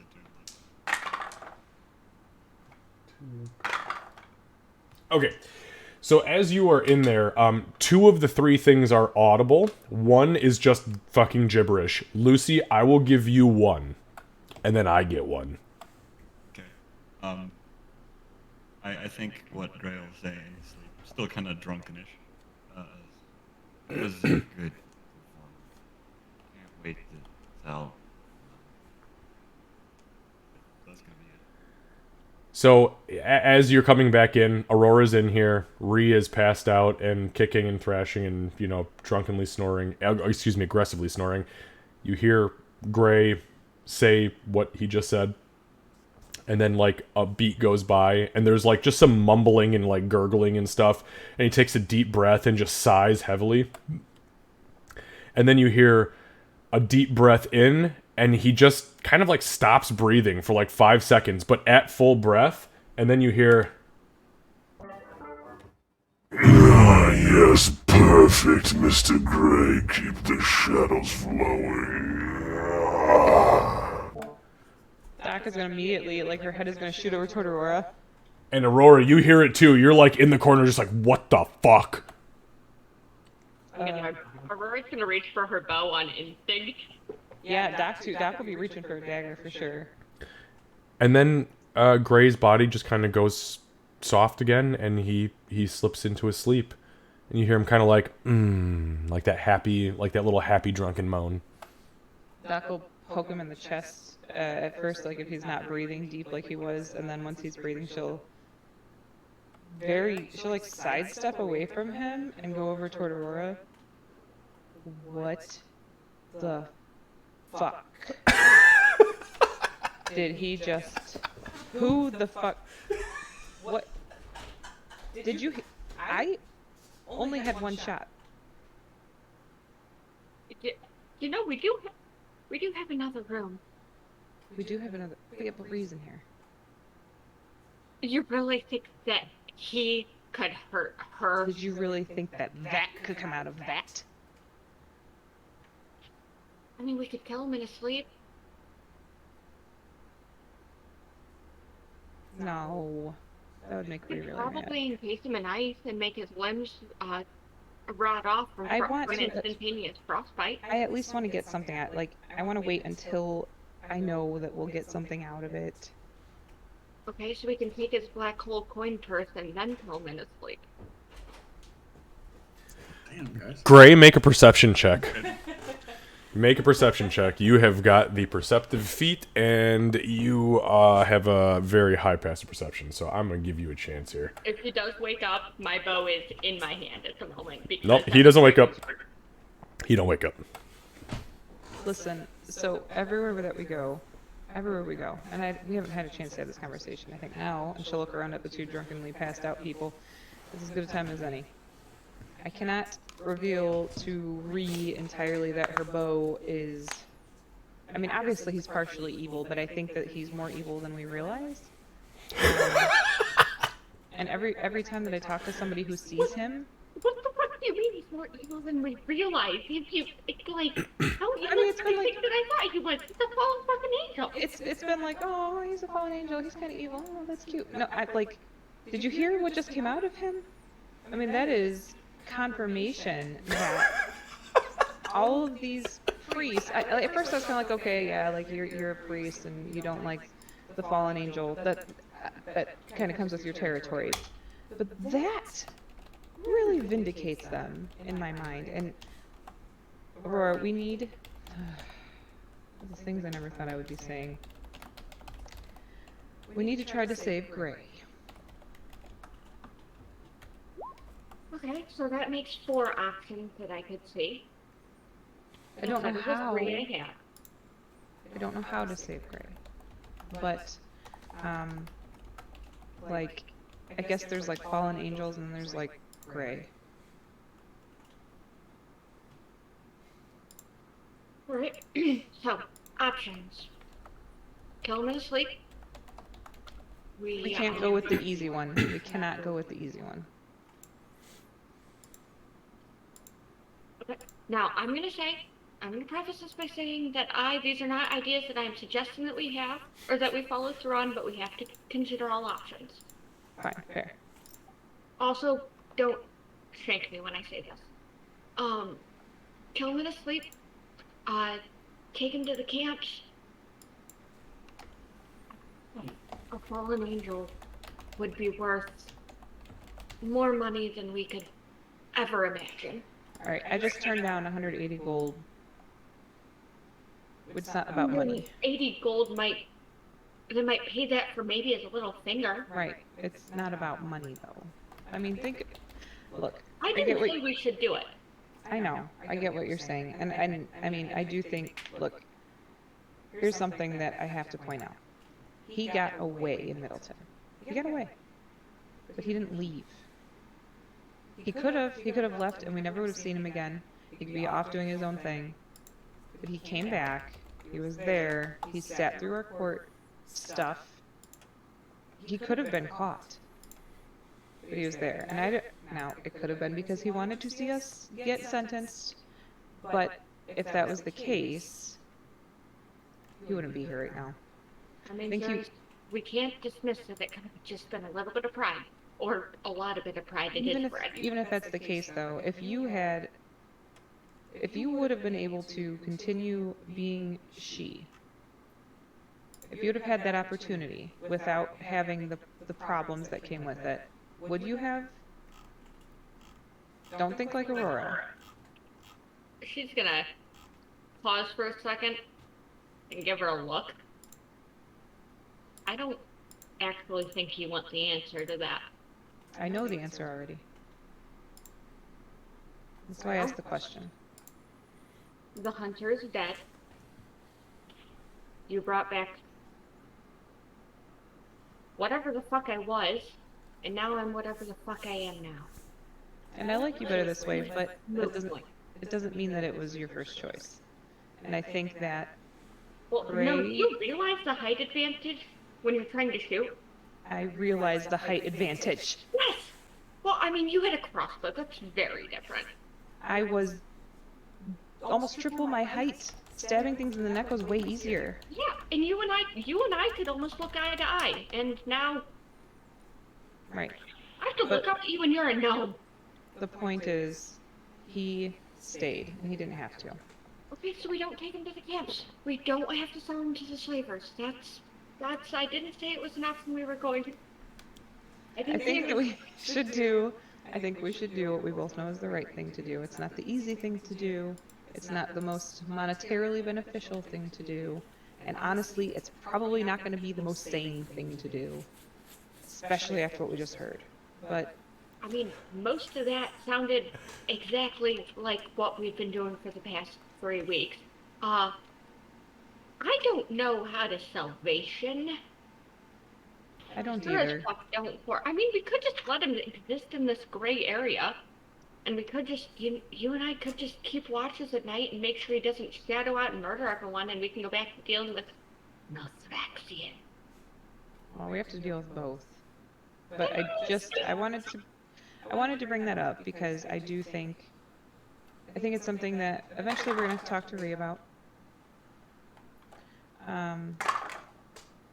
And if he's happy how he is, then that's fine too. That's fine. As long as he doesn't, whatever that was, doesn't come after us. I'm gonna ask Meepo if Meepo has any idea what the fuck that was. Meepo does not respond. In like a normal way at the moment, where I just can't form the connection, or like something's wrong, kind of not respond. You're unsure because you're drunk. Forget about that. Yep, that's fair. Again, it's not something we have to act on now. That just reminded me.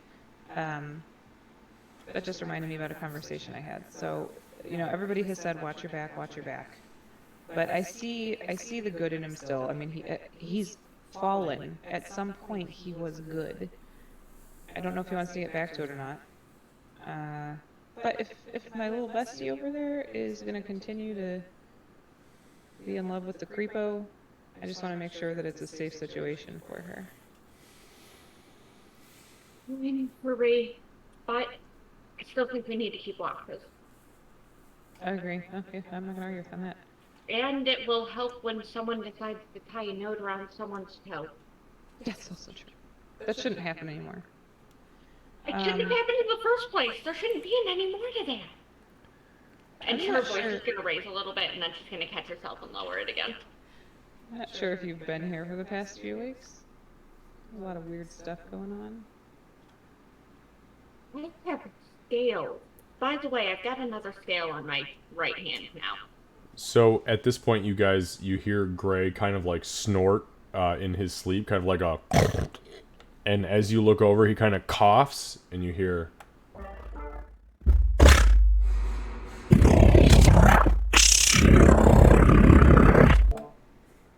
And then his voice shifts back to normal, and he goes. Okay, what were our Gonna options die again? tonight. What were our options again? What was the first option again? Oh. How does that come out of that? Let me see if Meepo knows, or if Calycrix knows. I don't know. Let me just Okay. see.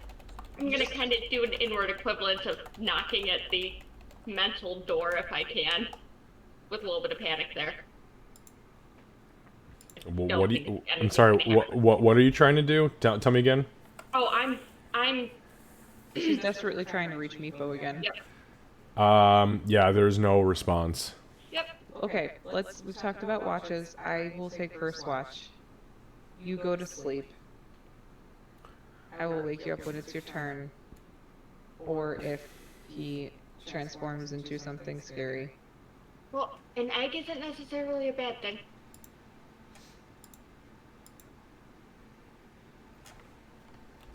Okay.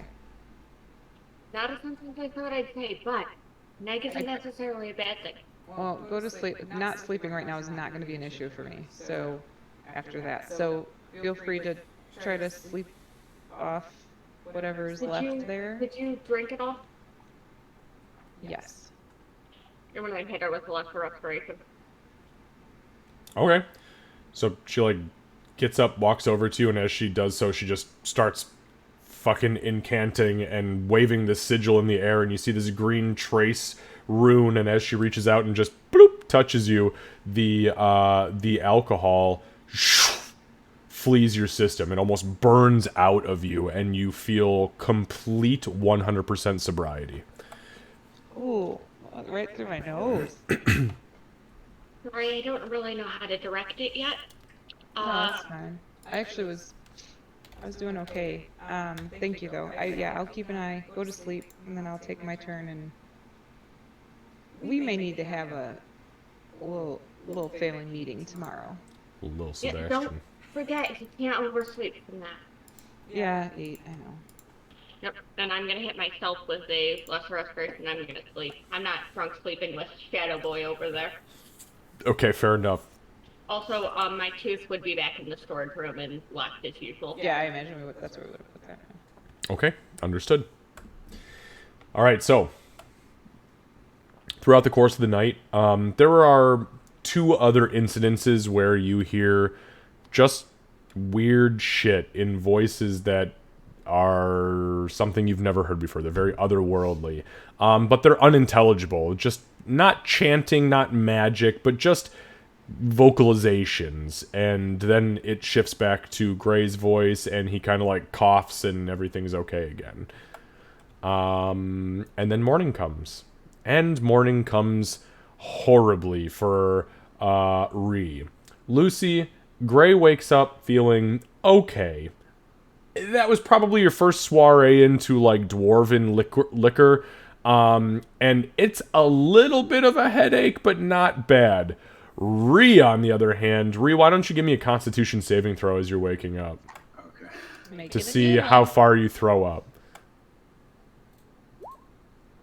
How far? Yeah. Yeah. Oh, no! You gotta be fucking kidding me! This is literally what you're built for! Yep. So Ree wakes up, and as you two are sitting there, Doc and Aurora, you see Ree kind of like tossing and turning, and you see her hand come up to her head, and she opens her mouth and she goes, "Great!" and just fucking projectile vomits, literally so far from the bed she's at in the room that it hits the stool about 7 feet away from her. I think I'm still drunk. That's almost what Gray sounded like last night. What? Nothing. Y'all were drunk. Why does my hair hurt? I don't like this. Yeah. I like water. I need like all the water. Yeah, let me get you some water. Doc will go. Well, we don't have it like in the room, do we? There is a pitcher of water on the table, but it was consumed by Ree before Ree even went to bed. So Okay. Yeah, I'll go get you some water. How would you guys let me drink that stuff? It wasn't my turn. What time of morning is it? I mean, it's first thing in the morning, so we're talking like 7:30 a.m. Well, I am paranoid about this. I am not letting him miss his meeting. Whoa. Whoa, that's terrifying. Sorry, I was moving the 149 people out of the room. Well, apparently we need to go to a new town because that was awful. They all heard Gray too. One of us. No, I'm just kidding. No, they're all Yes, Master Nothraxian, we come. Okay, so Doc goes out. You get water, and Can I have some water? And then, do you have anything super? Do you have like bacon or eggs or Of course we have bacon and eggs. What do you think? I'd This like, is some can I backwater have village? Undrained? Can you make? Do you have bacon that you haven't like gotten the grease off of? That we haven't gotten the grease off of? Yeah. Do you think we're high elves? We don't drain our bacon. Okay, perfect. We've been to a lot of weird places recently. I will take your greasiest bacon and eggs, please. Very well. Give me a few moments. Can I have somebody deliver it to you? It's gonna take probably That'd 7 be or 8 fine. minutes. I think we may end up probably paying to stay longer. I'm gonna discuss with the group, but I think we're just enjoying ourselves too much here. So. Oh, well, that's wonderful to hear. Does that mean that Mr. Gray has accepted my offer? I can't speak for him. He's got someone already doing that. But if Oh, I'm sure he'll is it let the you- goblin? Yes. Make a deception check. You lying fuck. 5. I rolled a 4. This gullible fuck is just like, oh, yeah, I thought I saw her giving him the googly eyes at some point, so Yeah, it's sweet. yes, wonderful. Right, well, I'll bring the food. Is that all you need then? Bacon, eggs, and water? Yeah, I think just for everybody, please. We'll pay extra. I think we're paid through tonight, but yeah, I think That's actually a good it's Tuesday. I think we're paid. You are paid through. Yes, tonight is your final night, and your food is included. Thank you. Obviously, alcohol and pleasantries like the shower, or excuse me, the bath, and the laundry service is extra. But yes, we can get you taken care They of. paid you for the drinks yesterday, right? Nobody owes you money, do they? What are you talking about? I carry most of the money, and I know that yesterday drinks were consumed, and I wanted to make sure you got paid for them. Oh, you're talking about the fire belly. Yeah. Well, your friend Ree consumed a great deal of fire belly, and yes, I was compensated for that, as Okay. that was a gift. And the shots after the performance were just simply one on the house. Well, thank you for that. I hadn't had Fire Belly in a while. It was nice. It's a delicious liquor.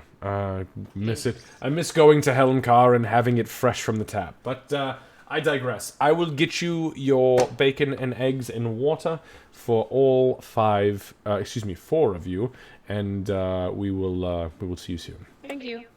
Doc will head back. I don't know if you want me to try. I'll just. No, you just go. She's gonna very carefully step in.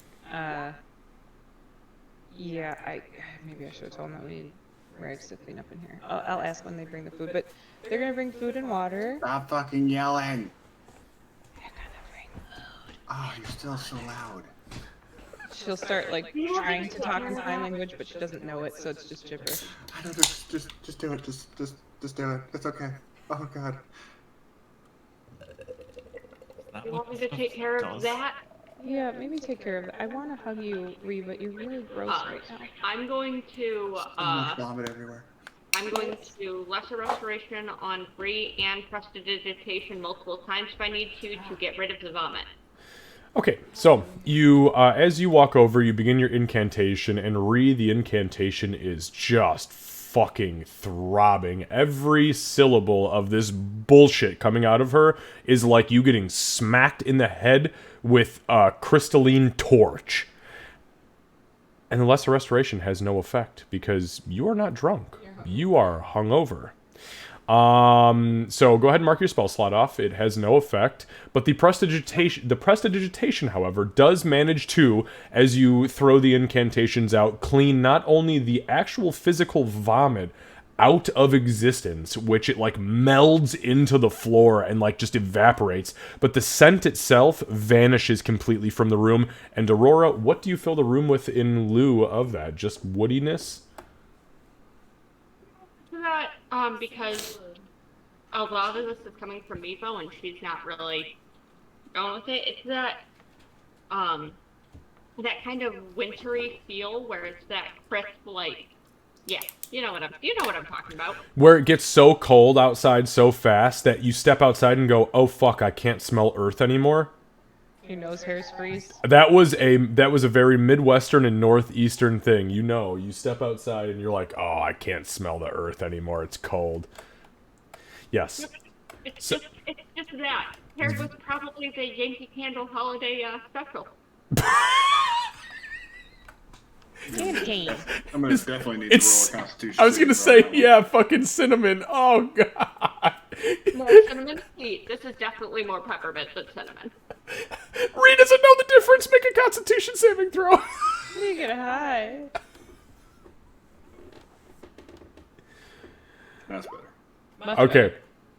So the peppermint goes That's more out. like it. The candy cane scent kind of fills the room, and Ree, who is just confused, baffled by this bullshit magicry, this wizardry nonsense, goes to heave and then stops and just very adult-like swallows it and just takes it.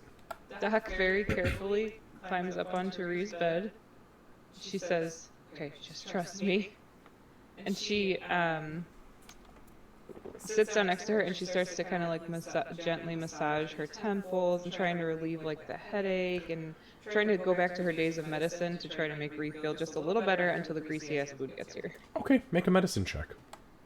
That's actually, goddamn. You guys get yourselves into some weird fucking situations. That's an 8. An 8? Okay, well, Stop it. yeah. It was a long night watching Mr. Multiple Voices over here, and you like kind of like put the pressure points in the wrong spot, and you see like her eyes just like you see a couple of the blood vessels break, and one eye goes bloodshot, and you're like, ooh. I Yeah, I am got it. going to punch you in the neck. And greasy bacon Please coming stop. for you. Greasy Okay, bacon. okay, shh, not too loud. She climbs off the bed. And all of a sudden, there's a knock at the door, and it sounds like fucking thunder. Ree throws her, I don't know, whatever's next to her at the door. So this pillow goes flying, yeeted across the room, very gently. It's a pillow, and the door swings open, and the scent of, I mean, the most whole fat, thick cut, fucking greasy ass bacon and wonderfully sautéed eggs enters the room.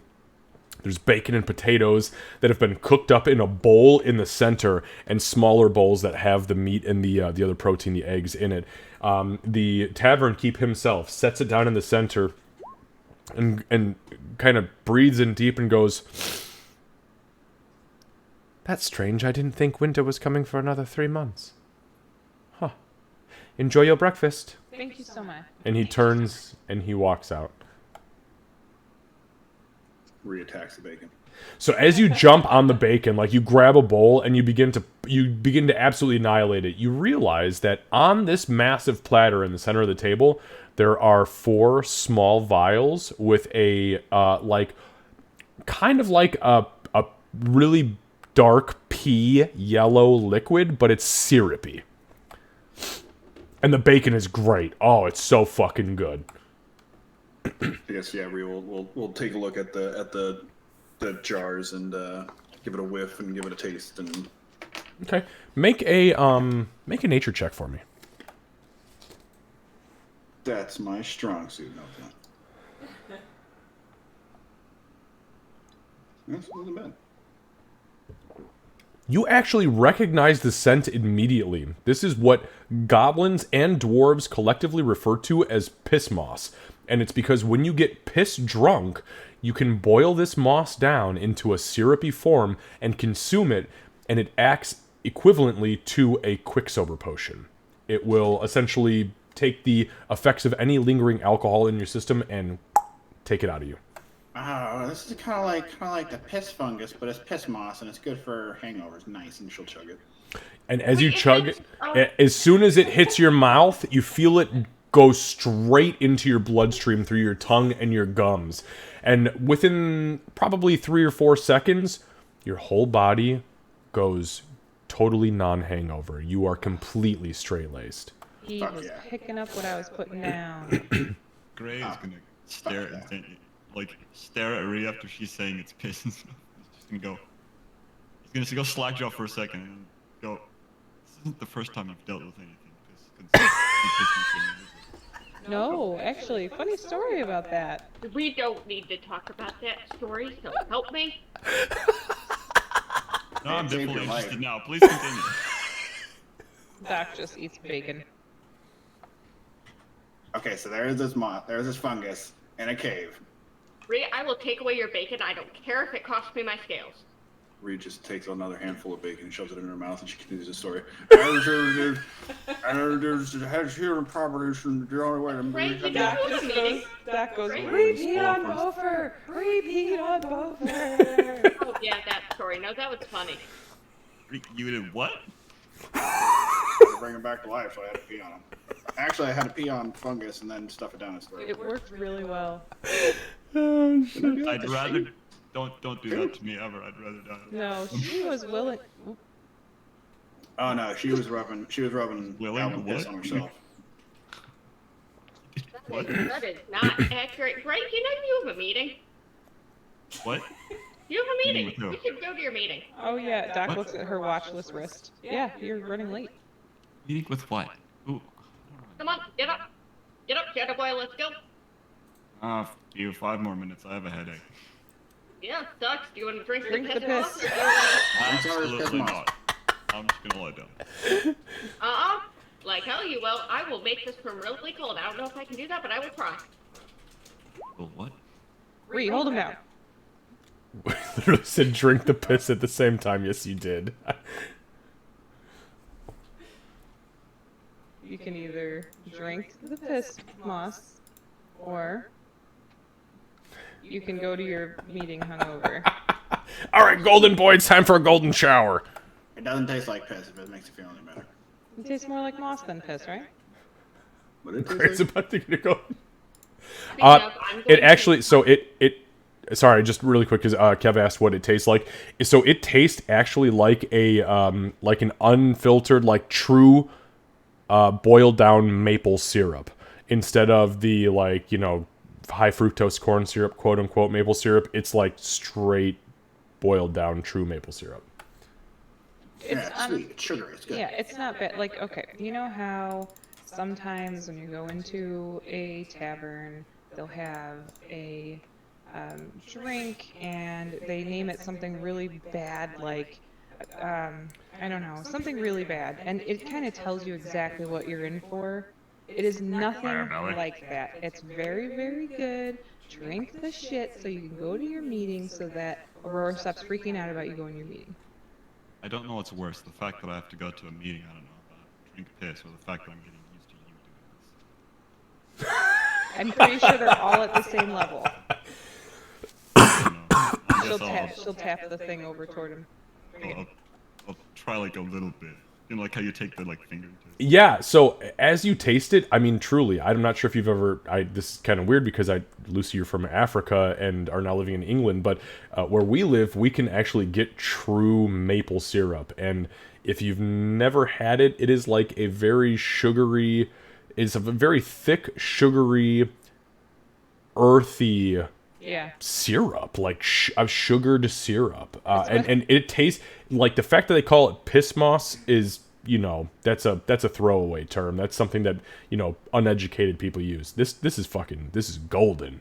Yeah, it's like what you would imagine amber tastes like. Yeah, right. It tastes like amber. I don't think I've had true maple syrup, but I've definitely had real honey Oh, with the That's- consumption. yes. Beautiful. Boom. Take that. It's delicious. I mean, it hits your tongue and you're like, I want more. Okay, then Grace absolutely gonna chug it. Yep. If And it's as you pointless, I'm leaving. chug it, the fogginess just flees your system immediately.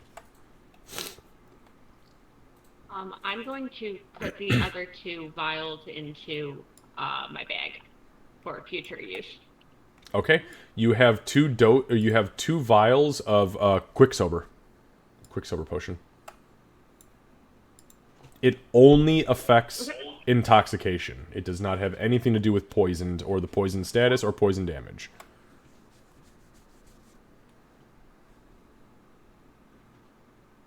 Thank you for typing it, because I heard Quicksilver and I I know was you like, did. I'm putting it in. I saw your box. face. I saw your face. And then I like the idea that this world doesn't have Quicksilver as a superhero. I think instead, it just has Quicksilver, which is just syrup man. Syrup, man. Fuck yeah. I'd fall in love with negligible syrup, man. weight. Yes, negligible. Yes. For these, it is.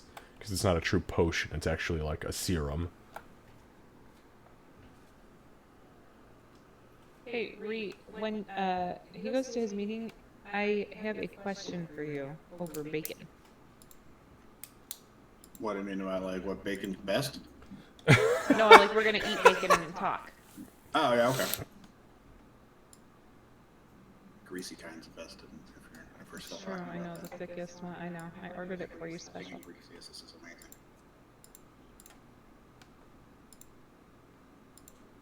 Also, total side note, but serious note, the potatoes that have been fried that are in the big bowl in the center have been cooked in the bacon grease. Oh my god, I'm so glad we have Oh food fuck after this. yeah. Dying. It's delicious. All right, so what are you doing, my friends? Doc is honestly watching Gray, just waiting for him to go to his meeting, I think. She's like eating and like glancing and looking all over, but keeps like going back toward her. Ray is definitely. He looks like a kid that's been told he has to go back to school after a long day. Fine. And I, as a player, I'm pretty sure if I remember correctly, it was actually at 9, so I'm probably going to take the chance to talk to Gray solo while we're waiting for him to show up. Understood. So as you are all kind of just sitting here and hanging out, there is an audible knock at the door. Who is it? Come on in. The door opens and you see a courier. It is a small dwarven boy, probably about 3.5, 4 feet tall, probably, I mean, at best 20 years old. Still pretty young as far as dwarves are concerned. But he comes in and he says, I'm not entirely sure who's supposed to get it, but I've been sent by the runesmith. He says you've got a tattoo due today and you're 15 minutes late. If you don't hold your slot, he's going to have to give it to someone else, and I think you've already prepaid, so don't suggest you make him wait. Was that a recognizable young dwarven courier? it is not. Hallelujah. Okay. Oh, that's me, actually. Ree, you wanna come with me? We can take our bacon to go. Whenever Oh we yeah, get sure. I food guess, for yeah, lunch. she'll stuff some bacon into her pocket. Pocket bacon, save it for later. Alright. Alright, so Doc will... Okay, well, we're gonna go get me a tattoo. Don't let Ree punch him if you say ow. Ree, don't punch him if I say ow. I've seen tattoos done before. I know how this works. Okay. I haven't. I mean, they're pretty Like, fucking Doc, brutal. don't punch him if you say ow. Okay. Oh yeah, it's gonna hurt like hell. Have you ever gotten a tattoo done before? It hurts like a motherfucker. I had fur before. I didn't really want to be shaved to have somebody stab me 1,000 times so that my fur would just grow through it again. He used to have. Yeah, but that's. I don't. Go. Have fun. Don't murder anyone. And we will try and do the same here. I Also, will- if you come back and we're not here, probably check by the jail. Oh yeah, don't get arrested again. Don't pick see what any he does. flowers. They were pretty. Okay, so I think that Ree and Doc would head over to the rune smithy. All right. Well, we'll start there because there's a little bit of a lull here. So you approach the rune smithy, and you kind of follow the courier out, and the courier kind of like goes, 3/4 of the way to the rune smithy to probably about here before he starts to go north, and you enter, and there, excuse me, is the runesmith. And the large anvil, the stone anvil that he has had set for his rune or his enchanting purposes, has been repurposed itself into that of essentially a tattoo chair. Although it's more of a tattoo slab. He kind of notices you and he waves you in, and he puts one finger up and he puts it to his mouth.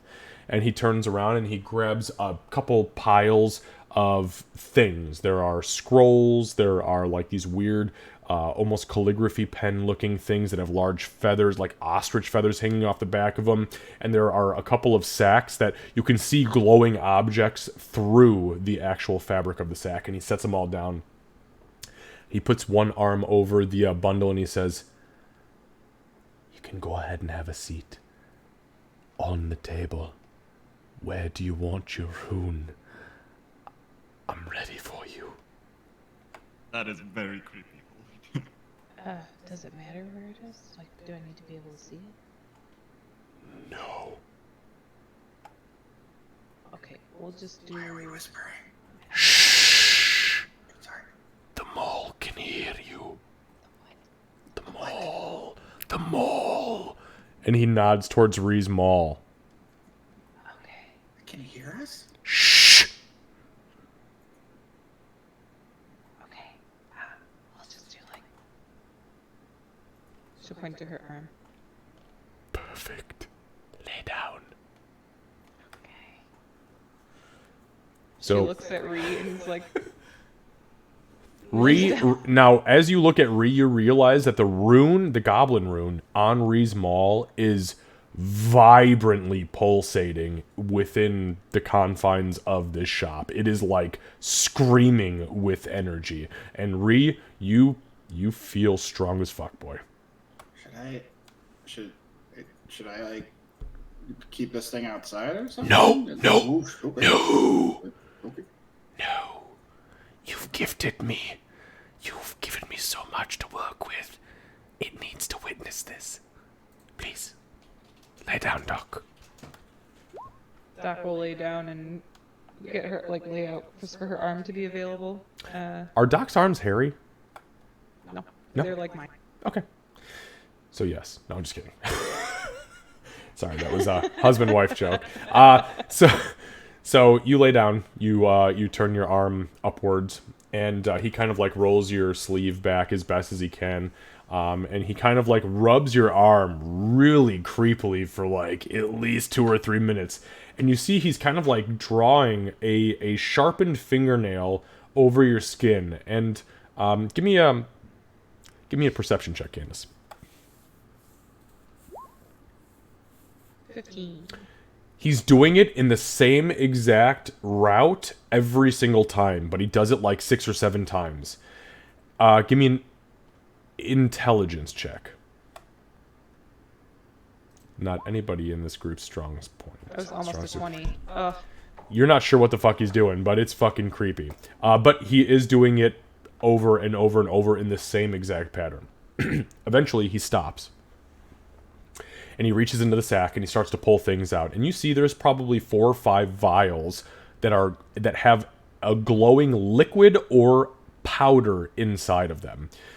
He then pulls out what appears to be like a small painter's palette, very simple in nature, made out of some sort of pounded out melted iron or maybe steel. And he begins to mix these vials into the painter's palette. He then takes out one of the large calligraphy pens, which is obviously much larger than normal, meaning it takes his whole fist to actually hold it.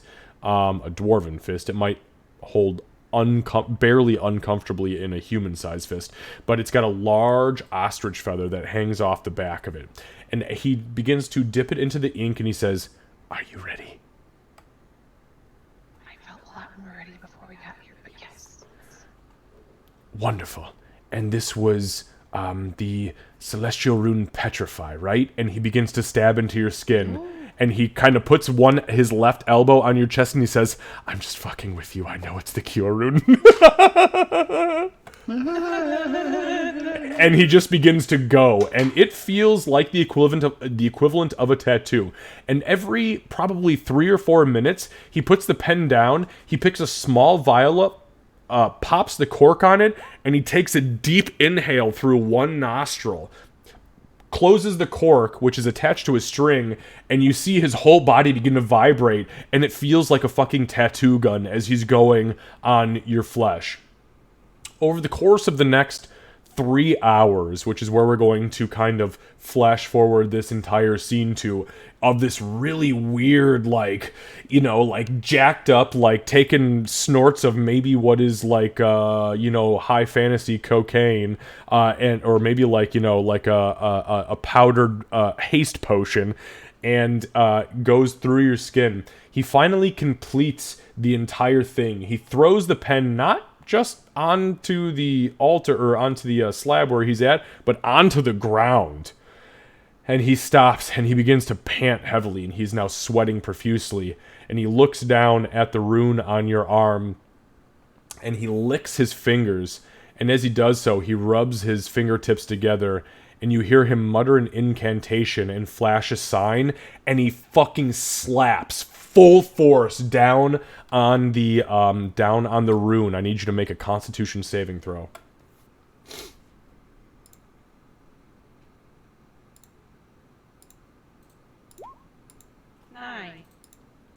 You scream out in pain. I mean, blood curdling. It lasts only a second to sting before he raises his hands up, and you and he pulls one hand up, and as he does so, you see this string of pink energy come up and out of the rune and into his hand, and it's almost like he's struggling against it, but he manages to grasp his fist together, closes it to his head, and he finishes the final incantation, the final syllable of the whisper into his hand. And as he blows down, this rune flashes into existence on your forearm and begins to slowly pulsate. And he sits there, partially slumped over, very, very exhausted looking. And he says, "Oh, that's nice. Oh, that's real nice. We did good. You did good. You too, Goblin." You kind of surprised me at the end there. You gotta warn a person before you just slap them. Oh, that takes the fun out of it. Well, for you, yeah, I could see that. Yeah. Yeah, it looked like you had a lot of fun with that one. Is it healthy for you to What? What are you talking about? You were really shaky. Oh, you're talking about the petrified haste potion. Ah, no, it's experimental, but it gets the job done. You wanted a tattoo, I gave you a tattoo. I'm not your first one, am I? I am. Insight check. No! Make an insight check, hang on. I got a 16. Oh God, his insight or his deception with fucking disadvantage. I rolled an 11 and a 1. He's very fucking lying to you. Yeah, he's lying. But you are also pretty... With that same insight, this dude is not completely with it in the moment. As he's like... Do you have any other of those? I'd be happy to tattoo you from top to bottom. I mean, I'm not gonna lie, I'm already thinking about another one. Yes. Ree. We should tattoo you too. Wait. Where's your fallen angel friend? Oh, I don't think he'll get No! it. I have a rune. And he looks up at the walls, and you see, like, up at the ceiling, there are these, like, scrolls that have been, like nailed to the ceiling, like, kind of like wallpaper, but, like, really crude. And he's like, I have one from the Shadowfell. I think he'd love it. I think No! We should get it for him. What is it? What do you mean, what is it? It's from the Shadowfell. It doesn't matter what it is. It's from the fucking Shadowfell. He's a fallen angel. He loves shit. I mean, we should not do it. why don't we go get you the opposite of coffee? What exactly would that be? A knock over the head. Do you need to take a nap? Do you need a nap maybe? I am rather tired. Yeah. You look a little sleepy now. Maybe take a nap. Well, you sleep on it and then we'll talk to... Yeah, it looked really exhausting, buddy. Yeah. Doc's like trying to scramble off the table. Ha! Oh, okay. Maybe, yeah. Well, Do you like your... I love it, honestly. You like your tattoo? That's boldly truthful. I do love it. Oh, I'm hoping it wasn't at too much of a cost. tell Mr. Gray to come see me. I have something special for him. I will let him definitely know. do that. Thank you for your patronage. Thank you. Just maybe take a nap and Drink some water. drink some water. Yes, water. And he picks up the vial and he pops the cork on it and he... Nope, that's not water. Welcome to Ronald's Woundsmithy. How can I help you? Okay, well, Have yourself a lovely day, sir. Thanks for the goodbye. taxi. She's like backing out of the. Take care of yourself. And as you two exit, the door shuts behind you, and it is silent inside. But that is definitely something neither of you have ever experienced before. Holy shit, he was not that crazy yesterday. Did that before. I was the first one. He made it sound like. Well, this better do what it's supposed to do. And if it starts talking to me, just cut my arm off. How do you know what it's supposed to do? What does it do? It was supposed to. Actually, Candace, if you refresh your D&D Beyond, I just added it to your character. I thank you. Hang on. Go ahead and refresh one more time. I just attuned it to you. It is permanently attuned to you. Okay. It is. Well, you can click on it and see now because I did the thing. It's a custom item, so. Oh. Hey, that's actually really nice. Okay, I forgot. We talked about it. It's really fucking. That's why you guys decided to buy it. That's right. Yes. Well, okay. It feels like he did it right because I feel like if I had had this tattoo this morning, my massage on your temples would have actually helped. But aside from that, it's also going to allow me to, anytime really, when somebody needs healing, I can heal a few more times than I used to be able to. Also, would you look at this fucking thing? It's really cool. Yeah, It it's does pretty good dope. work. And just so you're aware, as far as being a spellcaster is concerned, spellcasters innately understand that there are circles or tiers of magic that exist, and that's level 1 through 9. So as this thing is impacting you, you do feel its tiers of energy influencing you. And I only say that for the sense of roleplay and not having to like skirt around the use of the terms like charges or levels. They are tiers or circles of magic, and how you influence them is up to you. But everybody knows how they work, who are spellcasters. Got it. Okay. Yeah, so I can do more healing. Just thinking about talking to Ree. I can do more healing. That's very I got some intelligent. more healing booyog than I had Oh, before. good. Okay. Nice. So it was worth the money, and possibly, I mean, that dude's fucked up. Yeah, I mean, he was a little intense when I talked to him yesterday, but I mean, good God, He's that guy snorting. He's snorting potion. I've never seen anybody take a potion. was, And before. do you think he had any more of that, actually? No. No? Okay. I I mean, I we wanna also give- be strong as fuck and fast as fuck. Yes, but then you'd be crazy as fuck. Yeah, Crazier. slightly. Speaking of crazy, there was a situation that occurred last night, and I wanted Yeah, to I'm bring sorry. I'm sorry. I tried to get outside before. Oh, no, no, and but there was not too many the- people not by the the- door, so I not the puked in pukey my shirt. Nope, Okay, not the okay, pukey shirt. sorry. A different situation after the pukey shirt. Your bow, actually. My bow? I don't have a bow. I gave it to. Your boyfriend, Gray. Retake. You can have an inspiration point for that. Thank you.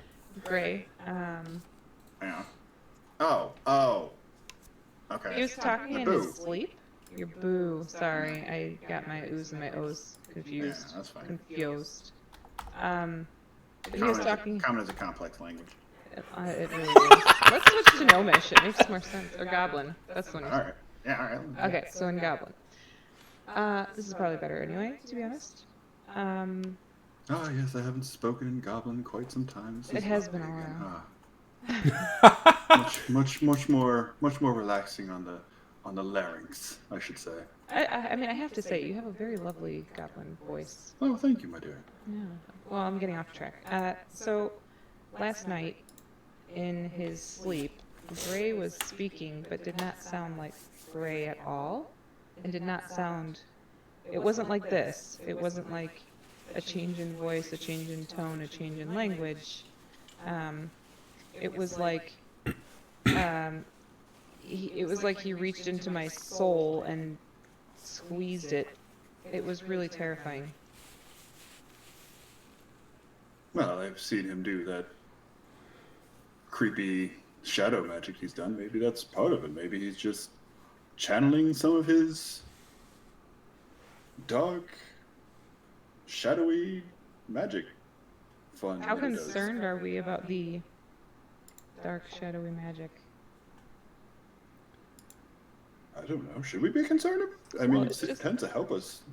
It very creepily like said Nilthraxian, but I don't know if he was just dreaming about what we're doing and then the creepy shadow voice came out. I haven't heard it before.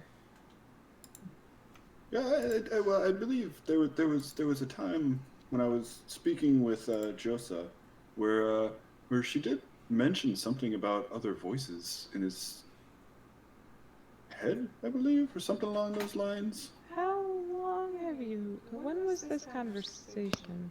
A few days ago. Okay. Okay. Okay.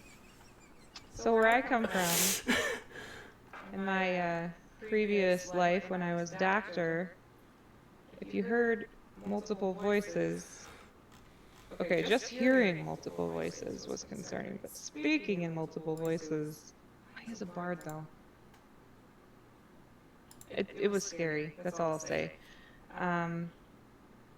And that being said, you know, maybe it's just a part of what he does. Maybe you're right. Maybe it's just a part of the booyah that he does. But I do think that we need to be careful. And as somebody who previously attempted to kill you, I would like to not see that happen again. I don't think you're in danger, though. For some reason, I mean, I do think you've grown on him a lot more than I think he anticipated. Yeah, he did say I was his favorite. Did you? I don't know if you heard that part. Did you? Oh my gosh, Ree. Yeah. That's But lovely. anyway, if he were to try to make the attempt on my life, I suppose he would have done it a long time ago, and he hasn't. So I think that he's control. If this is something other than him, I think he's got control of it right now. I guess my concern is when does he lose control? you think this other thing is trying to control him?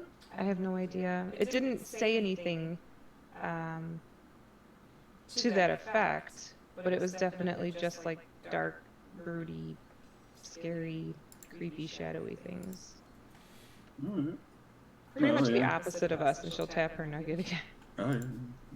God be praised. And each time that she does tap the nugget, you do see like a lightning bug's worth of glow kind of flare up from it. Her physical touch manifests something inside of it. Oh, that's neat. Does mine do that? As you tap it, it's cold. Well, Can I tap Reese? As you tap Reese, it fucking flares up like a lightning bug. oh, that's neat. Maybe it's positional. Tap hers. As you tap hers, it's cold. I think it's just you, my dear. It must just be something. Maybe you're know. closer to Garo. I don't know. You've been with I him haven't longer. been. Yeah, I've been with him longer. Is that serving you, by the way? Did you feel peace from being in Garl's light? So far, so good. I don't know. I've tried talking to him, and at night I tried saying, "Sup, Garl? It's your girl, Ree." Crisscross applesauce, Garl gonna be with you, that kind of thing. I don't know what I'm supposed to do, but That's it seemed to make me feel nice. I mean, he's not really one to just chit. He's not really one to chit chat typically, unless something's really going on. But you talking to him is great, and honestly, I wanted to say that I'm really proud of you for embracing it the way that you did. It was something new, and I'm honestly just very happy that now you're not just like my sister from another mister, but you're also like my sister, and I think it's just nice. Well, it did take death experience to get me to see the light, I suppose. So hopefully there's got to be easier ways. But yes, it's nice, and I'm happy. You know, I was gonna say too, speaking of the death thing, I really thought that ripping my spirit to pieces and putting it back together would prepare me for a tattoo, and it did not. It did not do that. Well, and when I said it hurts like hell, like I didn't expect it to actually hurt that much. I mean, when I didn't back in think the that- mount, back in the mountains when we did the tattoos, we would take the paddle with dip it in ink and we just beat the shit out of each other with it until it got cool kind of designs and such. But that was something very different. I was not expecting that. And as you look at Rhee's, like, the fleshy parts of Rhee, like the tattoos that are on Rhee, are they're very fucking rudimentary. I like your tattoos. Yeah, most people actually confuse these with birthmarks. Oh, It does. It looks like a bunch of moles. Yeah. what the hell was with the slap at the end? Was it? You think he was just too high? Yes.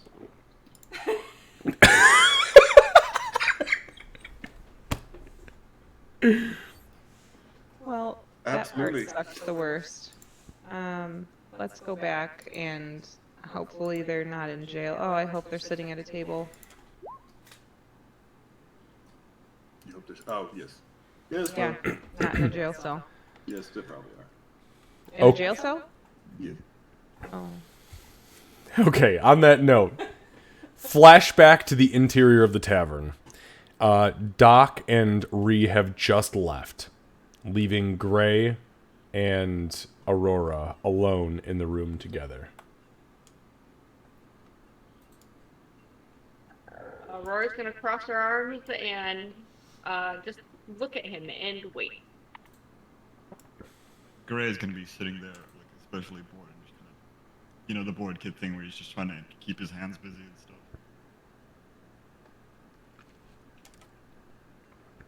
You said 5 minutes. I'll give you 5 minutes. Oh, okay. He's just gonna fall down on the table and fall asleep. Aurora will count out her fucking minutes if she has to, quietly, and then she's getting his ass up and into that main room. So 5 minutes goes by, 6 minutes goes by because, Aurora is semi-generous and is not the best as far as timekeeping, especially in her new form. When you sacrifice intelligence for charisma. 1, 2, 4. Wait. Yeah, you're like, oh, fuck, I was right at 58. Where am I now? So you do eventually, you find the mark, and you're like, okay, it's time to fucking go. And Aurora walks over, and... Shadow Boy, time to go.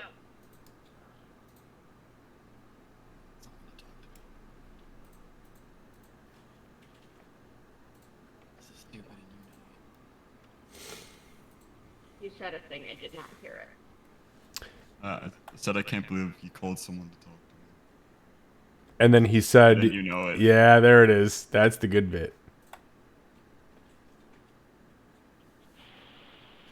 I can experiment with all this craziness that's happened, or, we can just get up and go in there. Experiment with what now? What's that? What is Rhee called? Booyah. Oh yeah, you have that now. Wait, didn't you have it before? I can't. I don't care. I just woke up. Hey, let's get this over. I told you before. If it's boring or just pointless, I'm leaving. Yep, well, technically it's 2 meetings. Let's go. Wait, 2 meetings? Who's the second one? Yep, you'll find out. I haven't told you who the first one is. That's also true.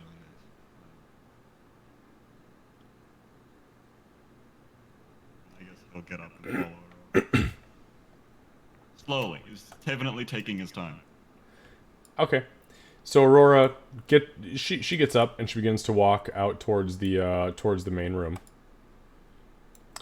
And Gray, I'm assuming you're following. Yeah. All right. So as you begin to walk out to the main room, I'm pinging it right here. The guy sitting directly in front of you, literally staring down the hallway where you guys were, is very clearly in... It is not the person you were told you were going to meet, but it is somebody who is very clearly an emissary of the person you were going to meet, because they are wearing the exact same heraldry and are staring straight down the hallway by themselves in anticipation, hand over fist, just expectingly. As you begin to approach, a hand comes up and a motion over. And for the record, my hood's up, my gloves are back on, by the way. Thank you. Okay, Greg. That's it. Let's get this over with. Not a phase, Mom. It's not a face. If you start singing the Black Parade, I'm done. I actually don't know what that is. I don't know what that drawing was. I'm sorry. It was unintentional. That's okay. It's kind of fucking cool. I like it. Let's keep it. That's like, I feel like that's how she would, like, hook a fucking Ray of Frost. To, like, fly around one of her allies. Yeah, because it takes too much energy to just go through the allies. I also don't know how to get rid of that line, so thank you for doing that. I got it. I got DM duties. Okay, so Gray comes and sits down. Aurora comes and sits down. And this man, so... Excuse me. He's probably in his very end of stage life as far as dwarves are concerned. We're talking probably upwards of 185 to 215 years. Very, very elderly, very overweight. His beard has grayed to the point where the what was initially thickness has now frayed into these long, frail whiskers. It's unkempt, but still bound by clasps that hold it together, but it's still very unkempt. He just does not take care of it. As you sit down, he kind of leans over heavily, and he says, hang on, let me look at some languages here.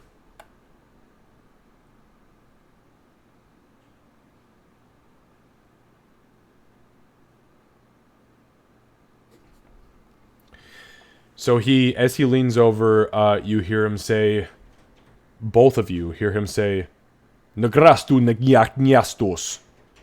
Itangaprat nagyastis. Ianchakotasas. Ihirmath. 1 second. Anna's gonna cast. I'm really gonna cast comprehend languages. Perfect. You don't know what language he's speaking right now, but you hear the literal translation. So, Gray, he mutters this incantation, slams on the drum, and you see his eyes and head begin to give off this very soft purple glow as he seems to understand what's being said. And you hear the man saying, I'm very sorry that we've not been able to make this meeting happen as it was initially agreed upon. And he looks over towards Aurora and he nods and he says, for you, I have compensation on behalf of the guild. And he pulls off of his belt a small sack and sets it on the table. And you hear a loud chink. He looks back. Just kind of gives him just kind of looks at him and doesn't really react because she has no idea what the fuck's being said. And she doesn't touch it at the moment. She's just watching them. Gray, I don't know if he'll understand. Gray will kind of tell him, can you speak in common? This one can't understand. And he's going to turn to Aurora and go, it's compensation. He puts his hand up and he says, in common, he says, I am so sorry for the intrusion of my language barrier. And I appreciate your honesty, Mr. Gray, in this translation situation. I am offering you compensation because we have not been able to meet our obligation as the obligation was met initially between you and one of my comrades. We have a situation. And I understand that this conversation was intended to be had at a much different level as far as you are concerned, Mr. Gray. But I can offer you something in return. Should you and maybe your comrades could assist us with retrieving somebody from our guild structure who has befallen, we assume, and hopefully not dead completely, at the hands of something we are not entirely sure of.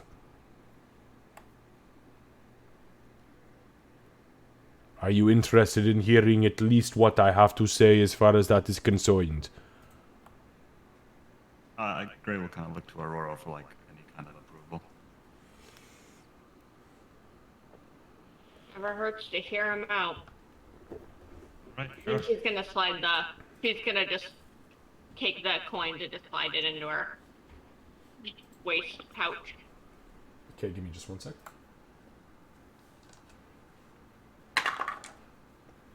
So you find 17 pieces of gold. Give me one sec.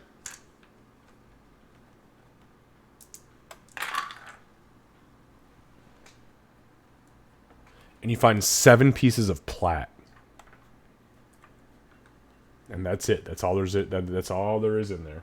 If that gives you any idea of who you're dealing with, it's big fucking money. So she's gonna say what she said as she slides it in, and then she'll, her eyes are just gonna widen just a little bit, only noticeable because the scales quit, and then she's gonna turn to him and say, well, listen, it's all the promises we'll make right now. So he kind of sighs heavy and he says, after the performance last night, our comrade, he left the city as he normally does for purposes of reaching one of the outlying villages that creeps towards Elmkar. Excuse me. He clears his voice and he says, Helmkar. There was a waylay somewhere along the way. We receive message in brain via Konjokrok. Konjokrok is yes, magic. Yes, thank you. Spell. We receive that something is biting, gnawing, rending flesh from bone, and they need assistance. But we no have assistance to send because city no have guard because they send them into the mine to replenish after you and your team make good. So we are not in good shape. I have much coin to offer. And I apologize again on behalf of the guild. He pulls out a small piece of paper and he unfolds it. He says, on behalf of the guild, I am sorry that we could not make our arrangement for the Kaffling lady to speak with the fallen angel regarding the situation that transpired yesterday. But, and he kind of like stops and you see him get frustrated and he fucking crumples it up and he says, we are in much trouble. We need your help. It is life or death at this point. And if you bring life back, I promise you I can bring you much coin to pocket. But I do not have resources to go and fetch those that bring efficiency to our guild. And he grabs his tabard and he kind of like thrusts it out towards you. I think at this point, because Gray doesn't really care about lives, he's gonna go. He's gonna go, right. So, you want us to get them and bring them back? Or... We need to figure out whatever happened. Because we lose communication when, Just say it in your language. I'm still understand. And he says, yeah, Aurora, you hear like kupreshko, and you hear him say the spell. When it finish, we no hear nothing. We try to reach out with sages, we hear nothing. We need to find A, what happened, B, why happened, and C, if they completed their task, because our guild business is in dire straits at this point. We are desperate. Otherwise, I would no show here. So, this task aside, I think we understand what we can do, and knowing the two others along our group, we're probably in trouble.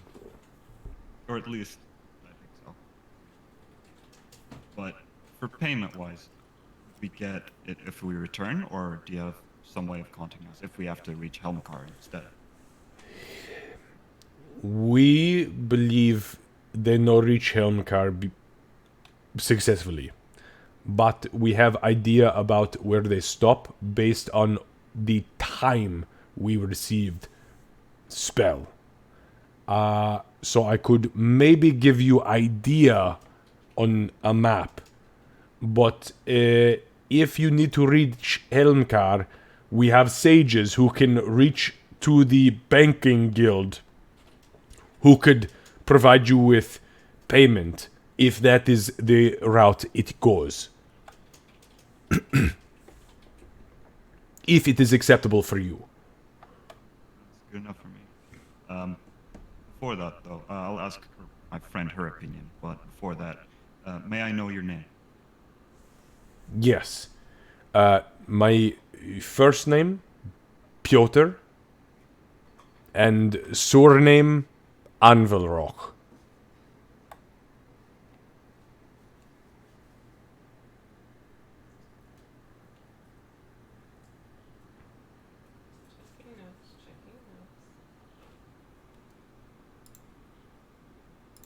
Gonna give a look to Gray that All right. What do you think? isn't going to mean probably jack shit to him because he didn't know Beaufort the same. So, but it's a very obviously meaningful look. Isn't that the same for you? He's gonna literally lean over to her and say, because he doesn't know it's a big deal or not. Because that discussion happened in prison. Yes, it did. We could talk to the others. Alright, we'll talk to our friends, and I will cast magic spell to you to tell you our answer. Yes. Thank you, Dark One. Excuse my translation, but thank your friends from me, should you choose to accept. If not, we continue to reach out to the Ore Master, who, unfortunately, I don't believe is interested in our guild's business. And he stands. Before you go, Aurora's gonna pull out her map. Can you mark so that if we do decide to take this, we can leave sooner rather than later? He looks down at the map, and he says, he kind of like blinks and looks up at you. So you help. Better to have the information going into it. I make no promises for them. Make a persuasion check. Am I allowed to assist? No. Understand. That's how I use my inspiration on that. I was That is, because it's yep, literally 10 yep, minutes till end of game. yep, absolutely. Yes, Do it. do it. Now is the time. Do not roll lower. Don't do it. Don't you do it, cat. Don't you do it, cat. Hey, hey, that was actually much better. So, okay, with language barriers aside, he kind of looks down and he says, Okay. Okay. And he pulls out a small ink pot and he sets it down very ceremoniously. Have you ever seen a Japanese tea ceremony? Okay, so he sets it out. I mean, literally, like, he bows to the ink pot, he sets it down, he takes a small box out, he lays the box down, he bows to the box, he opens the box, he takes the quill out of the box, which has a very, I mean, almost borderline petrified, it's not literally petrified, but it is such a perfect raven feather coming up and off of the quill that you swear the thing was stuck in place. He dips it into the ink pot, and he circles just to the north west of where you are. And give me one sec. Hey, this is a thing I can do for you guys. Yay, roll 20. Alright, so, for the record, you guys are here. Okay? You are in Underhill. He marks right there. Right in that quadrant. Upper north, northeast part of the quadrant. Actually, hang on. You know what? I think I can do you one better. Just draw it. Come on. Xavier's artistic skills live on. Bam! X, baby! X gonna give it to you. There you go. Yeah, so... That's an X. That is literally... He draws a little tiny circle and he says, based on a trajectory for where they leave from Underhill, going towards Helmkar, and not through Mountain Pass, because that is not the route they take. That is where we lose communication.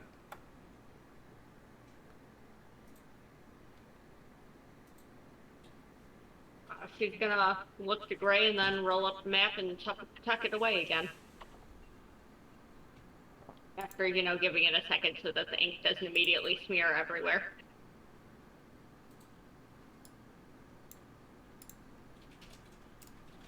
As I said, we'll get back to our friends and I'll send you a message. Thank you very much for your help. And he stands, he's already standing, but he bows to both of you. He very ceremoniously wraps up the calligraphy set that he has, pockets it, and he turns, and he leaves the room. When he leaves, Gray's gonna turn to Aurora and go, wow, this is probably the best surprise meeting I've ever had. It involved money. Yeah. Yeah, you should really trust me more often. I'll take that into consideration. We'll put a 1 brownie point on my scale.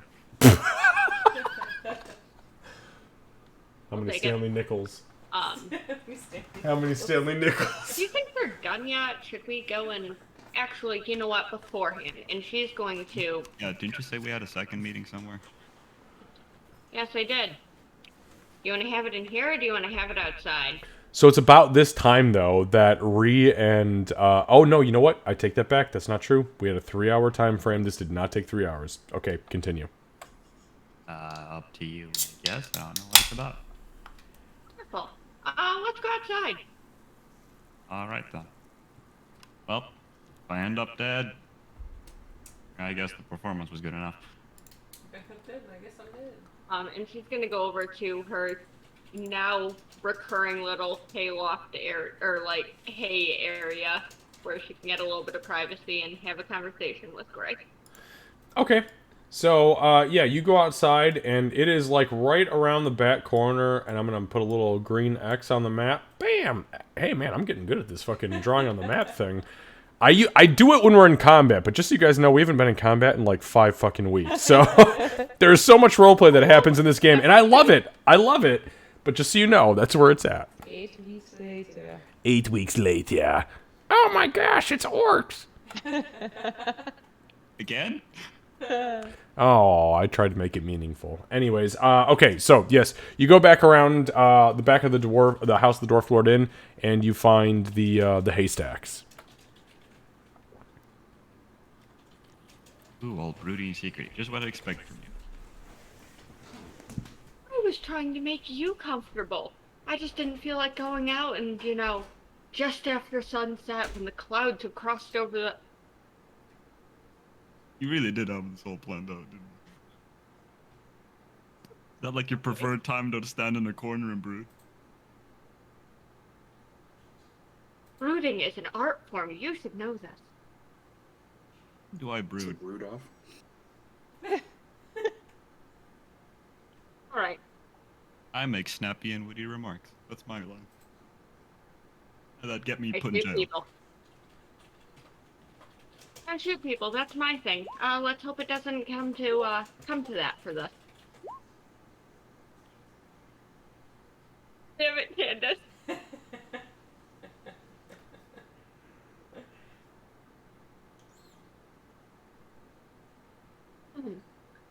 So, Right, anyway, meeting number 2. And he's gonna sit down on it. meeting number 2. She's gonna stand because she doesn't need to lose what height she has.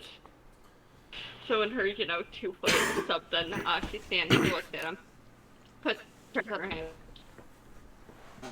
What the fuck is going on with you? Oh, she's asking You mean- fucking flat out. I like it. Well, what do you think I mean? You have to be more specific is what I'm trying to say. Whenever someone says something like that, the other person immediately has a secret or series of secrets that immediately comes to their mind that they go, no, there's no way they could be referring to that. So that's what I'm referring to. Fallen angel. You're gonna have to, you want me to make a list? Because, no, I'm not going to. Yeah, the list wouldn't be, sorry, ladies. List wouldn't be too bad. Let's start with the easy one. Did you have wings there for a minute? Sorry, can you say that again? Sorry, the dog is unhappy at the moment. I said, okay, fallen angel, let's start with the easy one then. Did you have wings there for a minute last night? Xavier, did I see them? You did not see them. You were in the middle of bows and accepting the audience's love. Getting knocked out by said. And yes, and multiple fistfuls of coins being hurled at you. Nope. Still have some lumps from last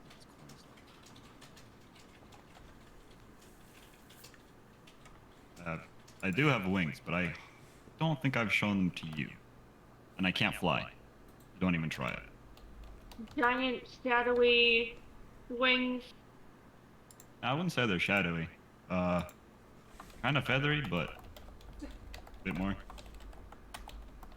All Osmer can kind of change form. I just don't like doing it normally.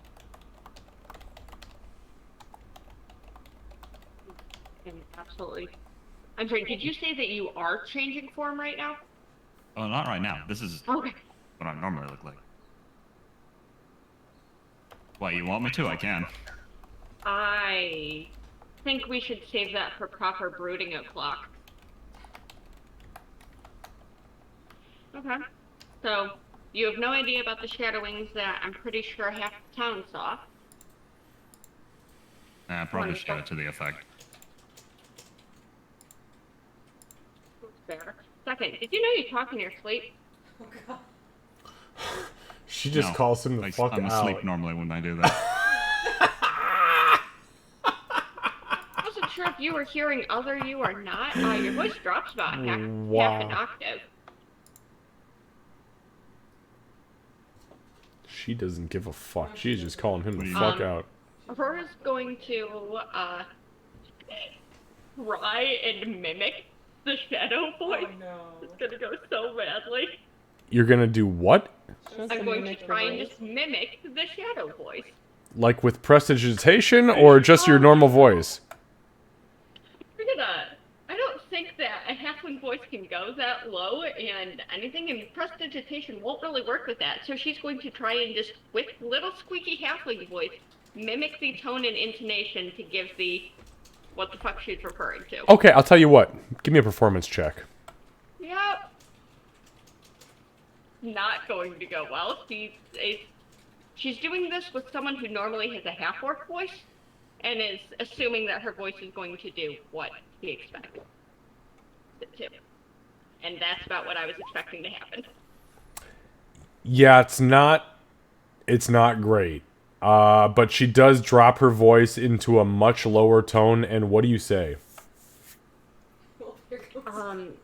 who's going to start by just saying the Nathraxian because that was the scarier one. So And then- as she says it, you hear like the Nalthraxian, and as she says it, Gray, you hear in your head.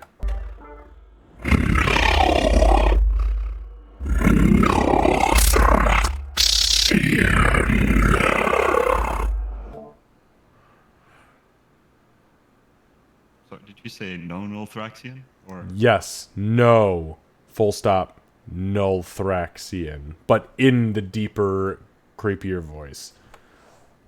well, Gray's gonna laugh at Aurora, and then he's gonna use minor illusion to exactly mimic her voice and play it back to her. Yeah, and your voice definitely sounds as childish as you would assume. Look, Willow was a good wizard, but those somatic components are tough. Yeah, she scowls because she knows full well that that's actually what happened and it was not her plan. She can't do anything about it. Anyway, You So know I- what I mean. so I was talking about the dragon in my sleep. In a creepy voice is what you're telling me. And the shadows flowing and being all... It was extra creepy and not really you, but it was also maybe you. You almost died. I almost died in my sleep. Yeah. Man, that'd be the worst way to go. Imagine a peaceful death, man, that would suck. Anyway, I didn't say it was going to be peaceful. I said you almost died in your sleep. again, I don't think I would have felt it if I died in my sleep. That's a pretty fair point. He Anyway, raises an eyebrow. anyway, so I almost died after saying Nolthraxian really low, with a low voice. I'm gonna just pause and just kind of look at him and try and figure out if I'm getting through, like, at all, if he knows what I'm talking about, or if I'm literally just talking to a wall. Make an insight check, and Lucy, make a deception check for me. Actually, Lucy, make that with advantage. Because there is a wall. A very intentional wall, and I feel it. Oh, that's not a good fucking start. This bitch. Okay, so, a 17 versus 19. You put the wall up. But she shakes you to your fucking core by saying what she says. Not in her voice, but the fact that it echoed in your psyche. It shakes you to your core. And as you throw that wall up, you see her watch you like a fucking hunter getting ready for its prey.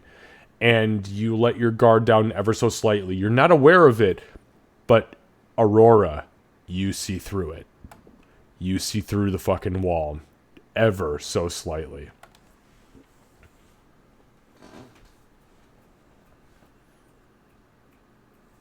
You know how crazy you sound? For a moment. Or would you say, Say Kat? that again? I said, do you know how crazy you sound? If it wasn't me, I'd be hard pressed to not believe you. Gray, I could have had this conversation in front of everyone. Except we're here, where we can actually talk. Away from the dwarves, away from the gnome, away from the goblin that's madly in love with you, away from the guards, away from everything. And you're still going to try that fucking bullshit. That wouldn't be me if I didn't try it.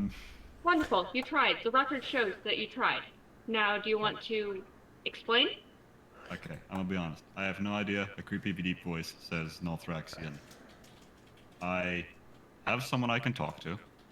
I will do so and see if I can find out what's going on.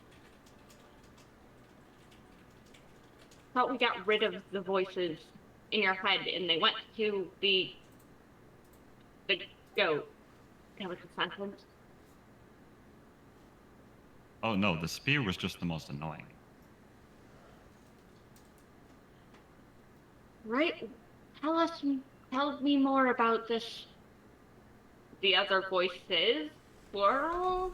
how concerned do we need to be right now? And she kind of unconsciously puts a hand on, like, her quiver that's at her hip, not even really thinking about it. Gray's gonna look at you pretty seriously and go, I don't kill. I will never kill as long as I can help it. Whether you, an enemy, or anyone. That I'm dead serious about. No jokes. As for what these voices have to do with anything, I don't think they'll mean anything. They're more the I'll lurk in the shadows type of voices. So, with that being said, it is after 10 by 6 minutes. I would very much like to stop right there because that is the literal definition of the best fucking stopping point for where we are at right now to pick up next week to have this conversation. And if you guys are okay with it, I'm gonna actually clip this little section of this the tail end of this conversation so we can play it live next week for our 1 year anniversary. And I seriously can't fucking believe it. Like, what the fuck? Most D&D games die out after like 3 sessions, and we've gone for an entire year for a one shot, which is awesome. You're So, telling me. yeah. Wait, Lucy, did your other D&D game, is it done now? No, but it's... Oh, okay, good. Oh no! Hang in there, buddy. Hang in there, champ. You can do it. You know you have this one to look forward to. Yeah. That's true. That's very true. Okay, so we will hold literally right here. I promise you I'm going to grab the clip. It is 10:07 our time right now. So we will grab like the last 3 minutes of audio. We'll play it back so we know exactly where we're starting as far as our 1 year anniversary is concerned. Next week on Sunday, I have a huge surprise for everybody. Not just you guys as players, but as, for the people who have been watching this entire time too, which there's probably 7 or 8 of them. And yeah, we'll kind of go from there. So we'll stop for tonight though, because that's a lot. That's a lot. Okay. Oh, and actually that reminds me too. We were talking with Kat last night, and I'm thinking, because not next week, but the week following immediately is Christmas Day. That is that following Sunday, the 25th. I know Kat is going to be out of state, like out of state, not where she's living right now, but like out of our state and then out of another state.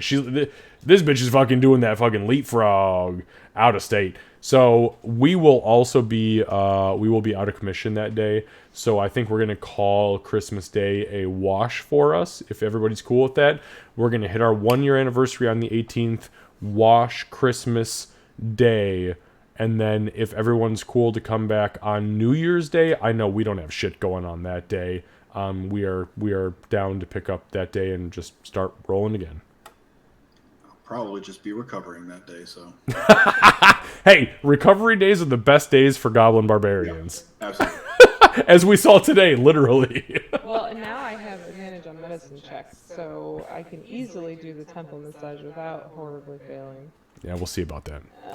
Couple 3 and 4 and 5 and 7 rolls. Let's not assume. You can Right. roll double ones. It's possible. It's You been done can't- before. Look, She did before. yeah.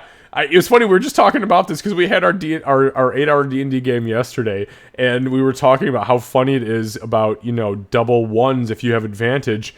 And Kat goes, "Yeah, imagine having halfling luck, and you roll that nat 1 on luck, and then you roll another nat 1, and your luck is just like, nah, go fuck yourself." I would have succeeded on a 2 with that check.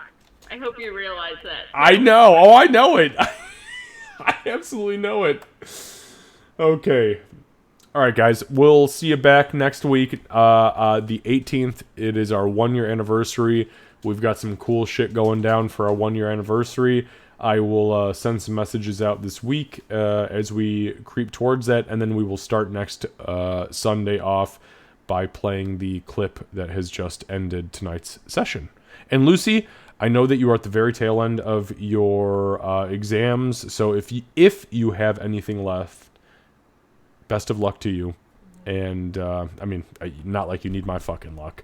You already got it. I would give you an inspiration point, but you already fucking got that, so you're good. No, I don't have inspiration anymore. That was used up last week. Right.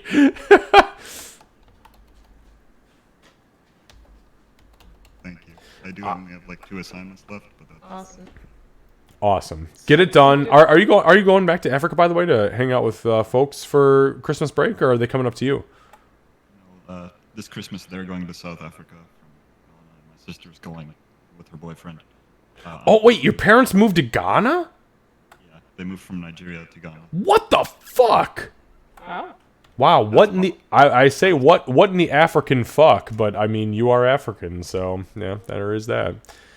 Well, good. I'm glad that they get to travel. I'm glad you get to stay put because I do not ever want to know that you have been back to Nigeria ever. So, we'll see you guys next week. Kat, you take care of yourself. You already know. How much week do for me? I'm done at the end of this week. I know you are done. Fucking degree in hand, piece of paper, baby. Now start paying them student loans, motherfucker. Yeah, no, seriously, Kat, congratulations on your upcoming degree, and hopefully it just moves you quickly, very quickly, into a better position. Rose is proud of you too. Yes. Rose is proud of all the beans. All right, guys, we'll see you next week. Take care, have a fantastic week, and yeah, be well. Bye, guys. Good night, everybody. Bye-bye. All right, friends, we are going to raid Ark. Ark is live tonight, and Ark is painting a Gyarados, which is absolutely awesome. I want to say thank you to everybody who's here right now. I'm going to pop my screen back on. There we go. Oh, Ark just said he's 52. Ark looks like 38 to me. I hope I look like that at 50 fucking 2. All right, guys, take care of yourselves. This has been an absolutely wonderful stream, and we will see you back next week for our 1-year anniversary of Unlikely Heroes. Take care, and bye-bye.